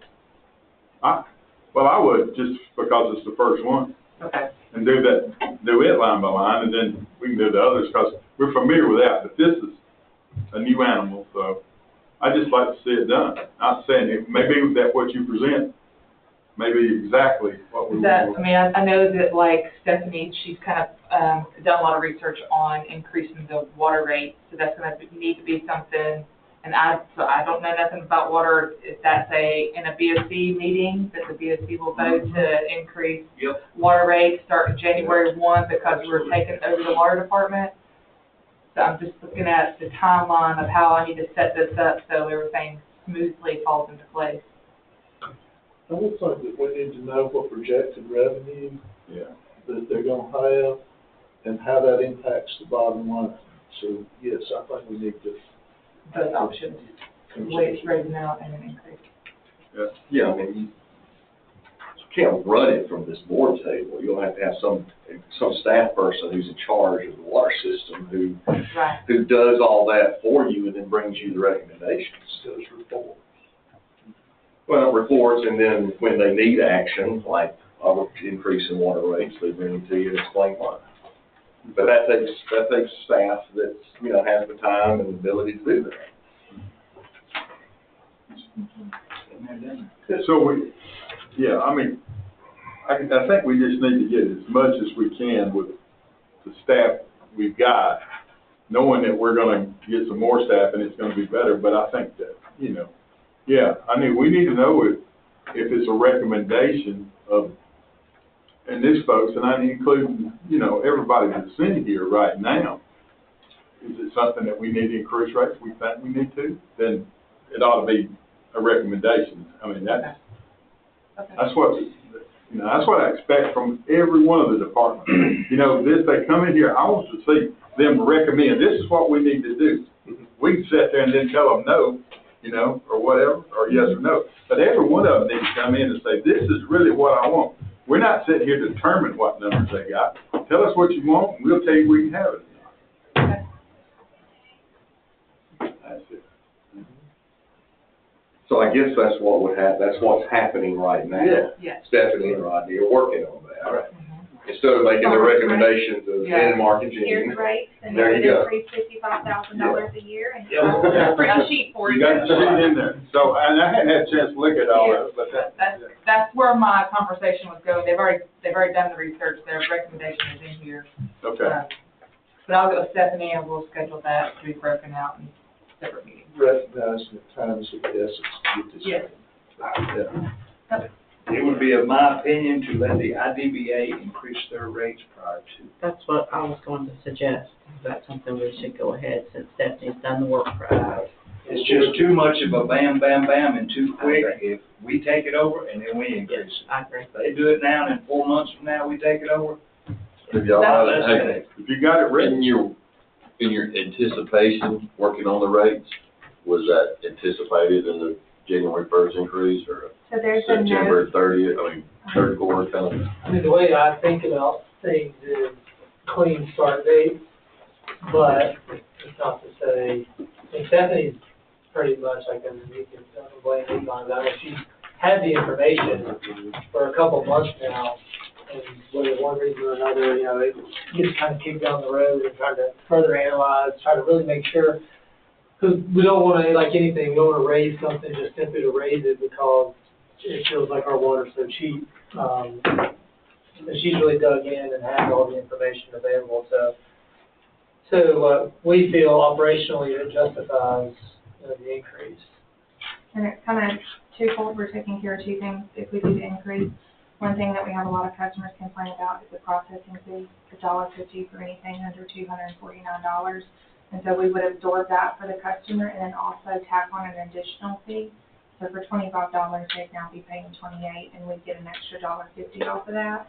But they also would not see that processing fee and it would only affect them $3. So it's taking care of everything. What about, You're appeasing them, because they do get very angry when you tell them, hey, well, there's a processing fee to use your card to pay online. And we found that out in Danielsville, it's not pretty, it's just better to roll it into your rate. Shut your mouth and let them pay it, because you get your money a lot faster. And then, yeah, they'll also hopefully do auto pay, so that makes our in-house processing, we process all of our payments, takes everything in-house. And I know we're not breaking even, and I'm not saying we should, we shouldn't, but I know it's not real on the sewer side. So increase in sewage rates as well. Right. I mean, y'all are factoring all that in, as we keep throwing the word water Is out. sewer 1.5 times water? Is sewer 1.5 times water? So the minimum sewer bill is like $28.50 or something like that. We don't have enough sewer customers Yeah, we don't have that much. just a handful even of think about the sewer rate. Oh, I know, You know, we got about 12 customers or less. It ain't that many. Yeah. Wow. From Ingles to the pond. Yeah. And, All right, well, I just would be cautious from prior experiences on raising water rates several times, that you don't raise them to meet your today, you raise them so you don't have to raise them tomorrow. You want to make sure that whatever increase you raise them to is substantial enough to carry you potentially 24 months.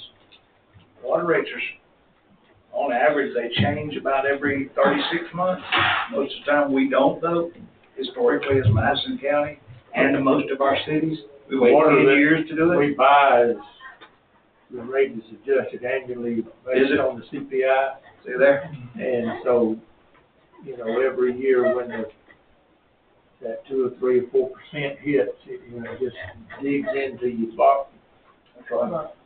And then you're going into reverse. You're paying more and charging the same thing, so your net outcome is less. Right. And, but, You said the last increase was how many years ago? 2019. Yeah. 5 years. That's not, the GRP is written in their contract that their rate goes up according to the CPI every year. So prior to the first billing cycle in January, we adjust their rate, and they pay a flat base fee every month, and then based on the adjustment to the rate, depends on everything over that, is charged at. So they're I think the sole example of being adjusted on an annual basis. we adjust the, cities and the splash pad, which, you know, it goes to the city, they have to adjust that, but we adjust the city rate because it's at the same rate that GRP's at, the one that we sell to the municipalities, so. Yeah, I'm trying to study and survey that's going on. Is there, particularly for business-related development, are we looking at stormwater as part of that? And I say that because we recently had a little development take place that directly impacted, or will impact one of our folks at the end of the day. And I know Athens, Park County, Oconee County, Barrett County, I mean, you're paying a fee for stormwater runoff, and it is solely to develop means to address stormwater runoff in the future. And if they're not looking at that, then that may need to be something we need to have a conversation with, because at the end of the day, to businesses, it would seem to me that this particular department would be the logical place that those funds would be. They're already billing for stuff. You know, you bill for your water, you bill for your sewer when you have sewer customers, and for businesses, you would bill for stormwater runoff. Stormwater goes for residents of sewer, at least in Clark County. I don't know if you can do it just I'm for saying business. most counties it does now, it falls under the impact fees, right? No, This is a necessity fee. It's a utility fee for parcels. Yeah, it's a fee for parcels, that's right. And, so, yeah, I'm in Clark County, so I get my water bill every month. I get my stormwater utility fee quarterly, still from the water department. As we have concentrated development in areas of the county, it's gonna become more and more of an issue, because now essentially all we're doing with stormwater runoff is get it to the drain, and after it clears my property, it ain't my problem. You know, and at some point, we're gonna end up like Athens Park County, where it'll be a county problem, and then it's a huge problem. Well, it's interesting, I've been talking to Tracy and Melissa planning about stormwater last few weeks. You been in on some of that. So we actually have, so Madison County gave up its permitting authority in 2001.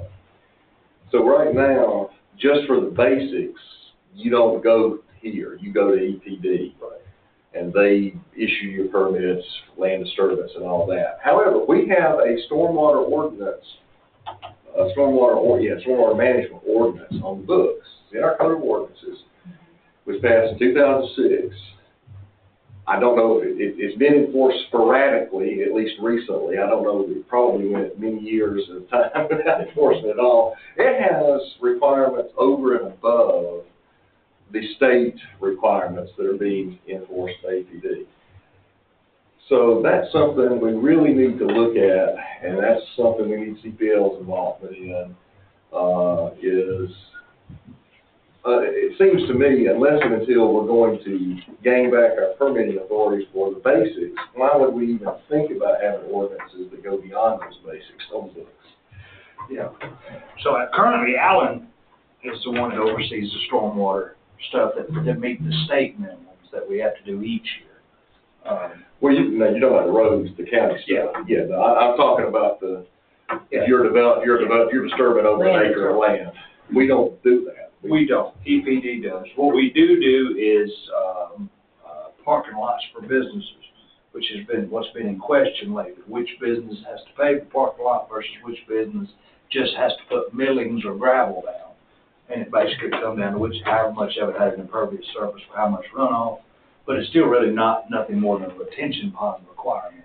In this, that's just a bad language in our zone. It is. That's a separate part from the stormwater ordinance.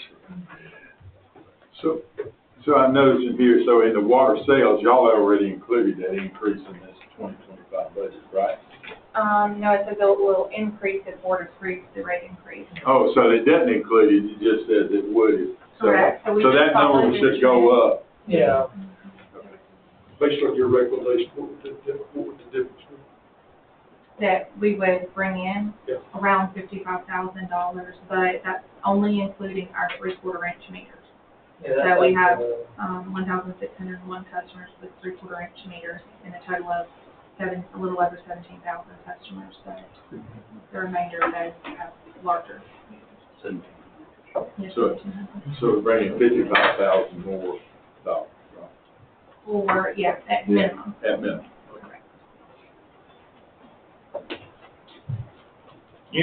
Y'all are we're not even looking at standpipe stuff, anything like that, right? It's just straight 3/4 meters. Correct. So we feel like we're good on everything else. I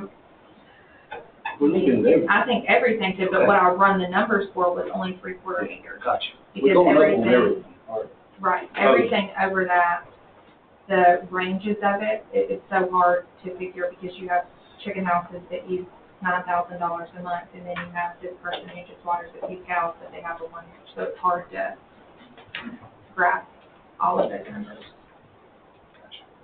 Do all I'm sorry? commercial businesses require 1 inch meters? We don't have no ordinance, no procedures, or nothing that we there. Oh, now?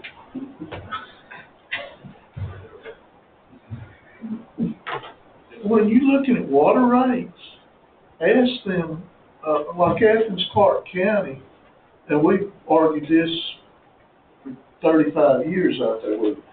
It doesn't matter if you've got a commercial space with a single restroom in it, or you've got a restaurant that'll seat 250 people. If you get a 1 inch water meter, you're going to get a 1 inch water meter, it's commercial space. And, that doesn't sound like much in regards to the cost of the meter, but when you start figuring your impact fees to connect to them, the money starts adding up pretty quick, and I know, because I really stumble on paying that. So on that, Keeps folks like Derek in a job. on that breakdown, you'll see where I also compared our tap and meter fees to other surrounding, municipalities, their tap and meter fees and how we compare to that, and I think we did increase in those, so. Hey, I mean, I'm not gonna disagree with you, but you gotta also keep in mind, that's a fine line, it's if you're trying to expand your water base and your customers. As to what point are you gonna make up for it over a period of 2 or 3 years worth of water bills versus trying to get it all up front and turn them away to maintain their own wells that they've already got. So, I mean, I get it. I mean, I'm with you. I know what some of the surrounding counties is doing, and it's just for the right fact that they don't want to sell water. That's why their fees are so high. They're not in the business to. Well, if people build a house and don't have a well, It's easy. they're gonna wanna get on county water because it, Mm-hmm. you don't know what you're gonna get when you drill a well. But if you have a working well and a water line comes in front of your house, you can't price it to the point where they'll never get on. You know, even when their well pump goes out and it's gonna cost them $1,500, $2,000 to repair it, they've gotta, if it costs them $5,000 to get on county water, they will go in and repair the well, and you won't never get any benefit out of it. That's right. But, so, I mean, I guess if we're talking apples to apples, when y'all propose the budget, since y'all gonna do these increases in the budget, we need to know what you've done. I mean, y'all tell us. It looks like after the increase. Yeah.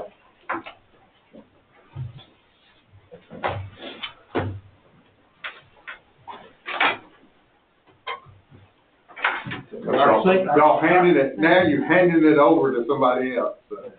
Well, I was gonna say, I mean, Get their views. when they did this, they were looking at, they wouldn't look at a price increase until the first of the year. That may not be the wisest suggestion. Well, yeah, and that's what I'm saying is, I mean, they were looking at clean starting point, maybe we shouldn't. But if we're doing it the way we're talking about going ahead and implement it, we just need to know that that's the case. Just so that we can deal with it once it's with us. So Mike, did you figure out what?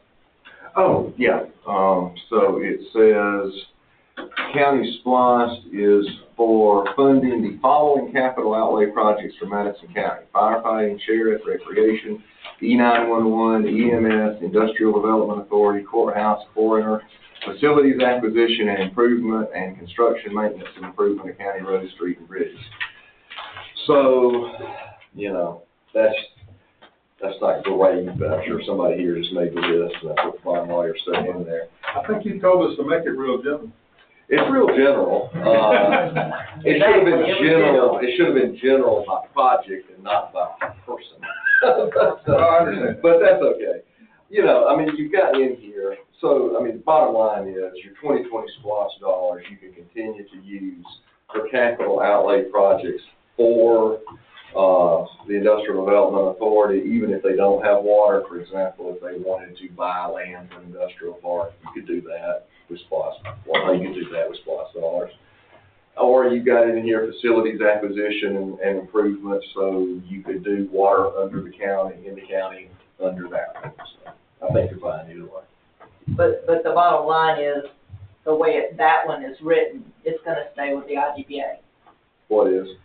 No, he said there's two different, it's two different, okay. Yeah. So just pull it under two different things. No, and there's no amount. So there's just a total amount, and then there's these lists. There's no assignment of sub-amounts to any of those particular items. So, Okay. yeah. That was on the amount. Yes, sir. That's right. There was a particular amount for all those things at some point. Yeah. Yeah. In the, let's see. So that's in the IGA between the county and the city. So the county projects, it's $1.62 million to Industrial Development Authority. But those are subject to change. Those are estimates of what you think each of those projects are going to need. If you underfund some, you can apply that to overfunding others. And if you don't spend it all, then at the end of 5 years after the collection period ends, then it just goes to general fund. Goes to reduce debt, right, first? Goes to reduce debt, yeah, that's, yeah. Goes to reduce debt first, that's right. Yeah. There's, If you have any debt that it can be applied to. some percentage breakdown in that, you know, because if you collect less or you collect more, it's at a percent instead of a fixed amount. Well, those amounts are based on an estimated collection of 13 million. Yeah, but each one has a percentage, because that's how. Well, actually in the IGA, it's by dollar amounts. Gotcha. For your purposes, you break it down in percentages, so you know how to implement it on a daily basis. I remember we talked about it to make it so that we could, that it was general enough that we could cover what's there. That's right, that's right. And it is. Yeah, that's what I remember. We beat that horse dead. All right, what we think? Everybody good? Good enough for now, anyway? You know, we can just take it from here and fine tune. Might get a little bit of a break and call them 9 people back that's called since I got here. All right. Well, thank you all. What are y'all looking from us? A budget? I think more of a, actual working budget. You know, some things will change. We might want to sit down and talk because a lot of your vehicle stuff, Brian, like with, our road department. Now, see, our road department shows a lot of our vehicles. Right. So it's, the vehicles don't reflect under code enforcement or property valuation that show under road department. So we'll have to tune your budget to that, you know, because you will no longer have to show that line item if it's going to fall under general maintenance or road department. That'll be something that come off. But it's more or less just your salaries, wages, equipment, future equipment. Some of that may fall under the road department. Mini-X may become part of the water department's mini-X, but yet it falls under the funding of road department. Move around. Yeah, you know, if there's a capital project that we need to add our capital list, that won't necessarily show up on the water department list. It will, but it'll be under capital. How will our day-to-day stuff change, like with how I handle the finances? Now I do all of that, but now I'm gonna have Susan, so what does You my will get job- everything ready just like you normally will, and then it'll turn over to Susan for auditing purposes. Y'all will still do your water billing and your water collecting. It's just you'll need to know the end result of that so she can plug it in for auditing purposes. So not much is going to change there. So I'll still process all of our payments in-house, and my billing system will stay the same, I don't have to change. No, that part will change. That'll change, that'll come through payables. Yeah. So, tell me, the majority of your collection, is the majority of it through the third-party billing? Or do you take in a lot of cash and checks during the day? Okay, so do you have remote deposit or not? Yes, I do it at my desk. So you could continue to run your remote deposit. We could continue to do that if that's what the board chooses to do. Most of the departments here do not have that, but they may not carry the cash and payment at the rate that you do. We did health insurance. So that's something they'll have to decide. But you could do that, and then you're gonna report into, Christina and Lacey. The cash would need to be brought in here. Y'all do that weekly. Yeah, we do it, we take deposits every day. Every day. Yeah.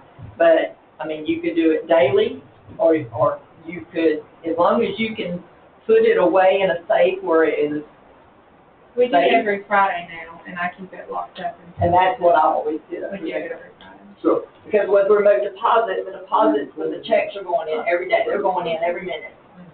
Then instead of taking time to run through the bank every day, we have to save where everything was locked.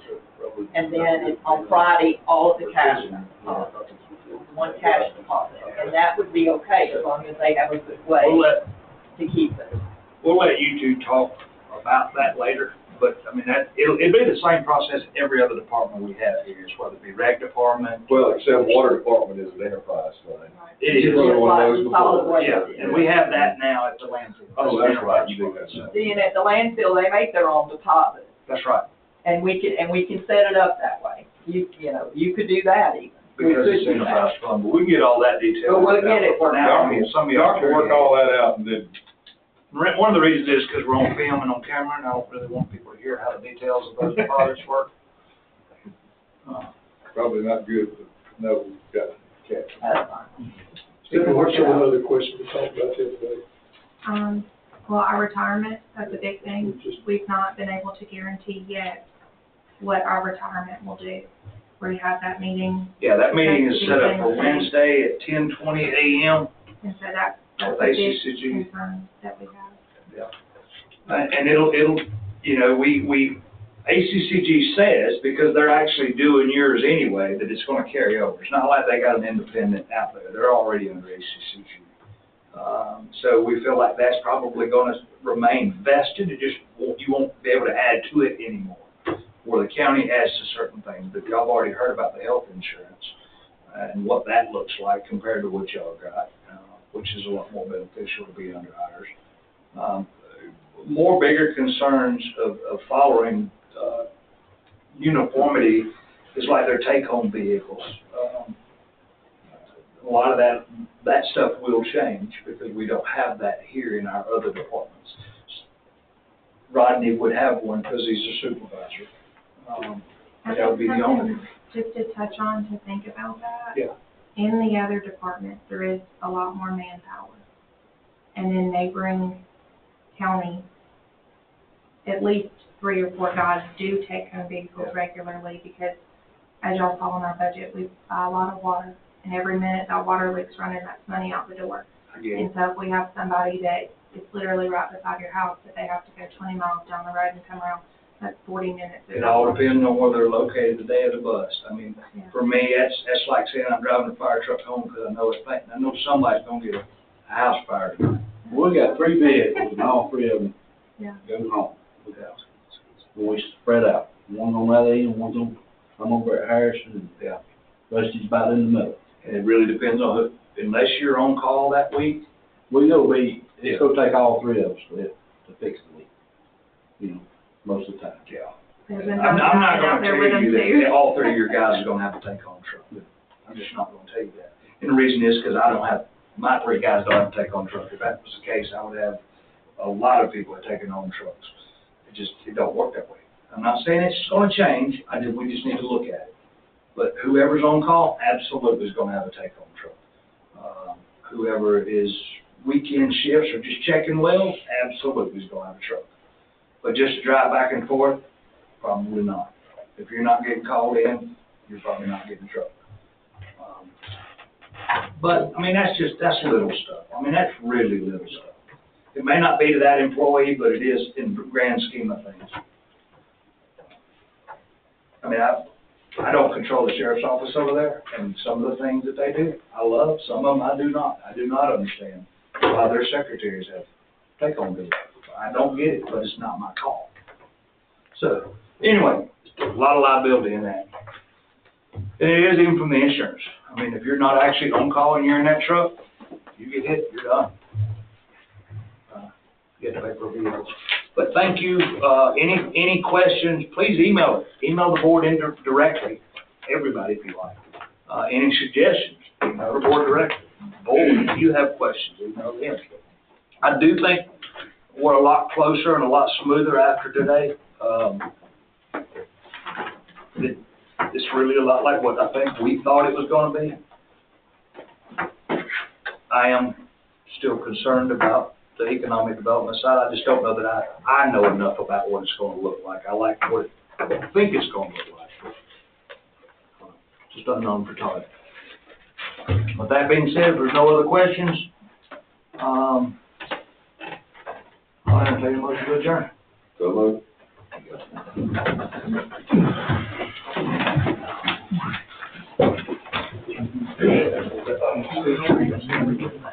Yes.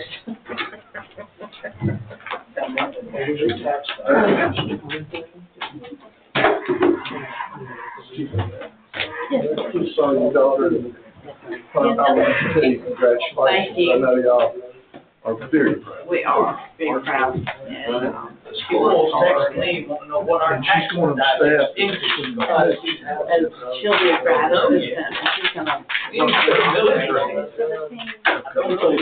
handle all the logistics and travel. Well, they just wanna know what your diet is, that's why they'll shut the military. And this is That's why they wanna know. Well, their military's gonna go bare minimum.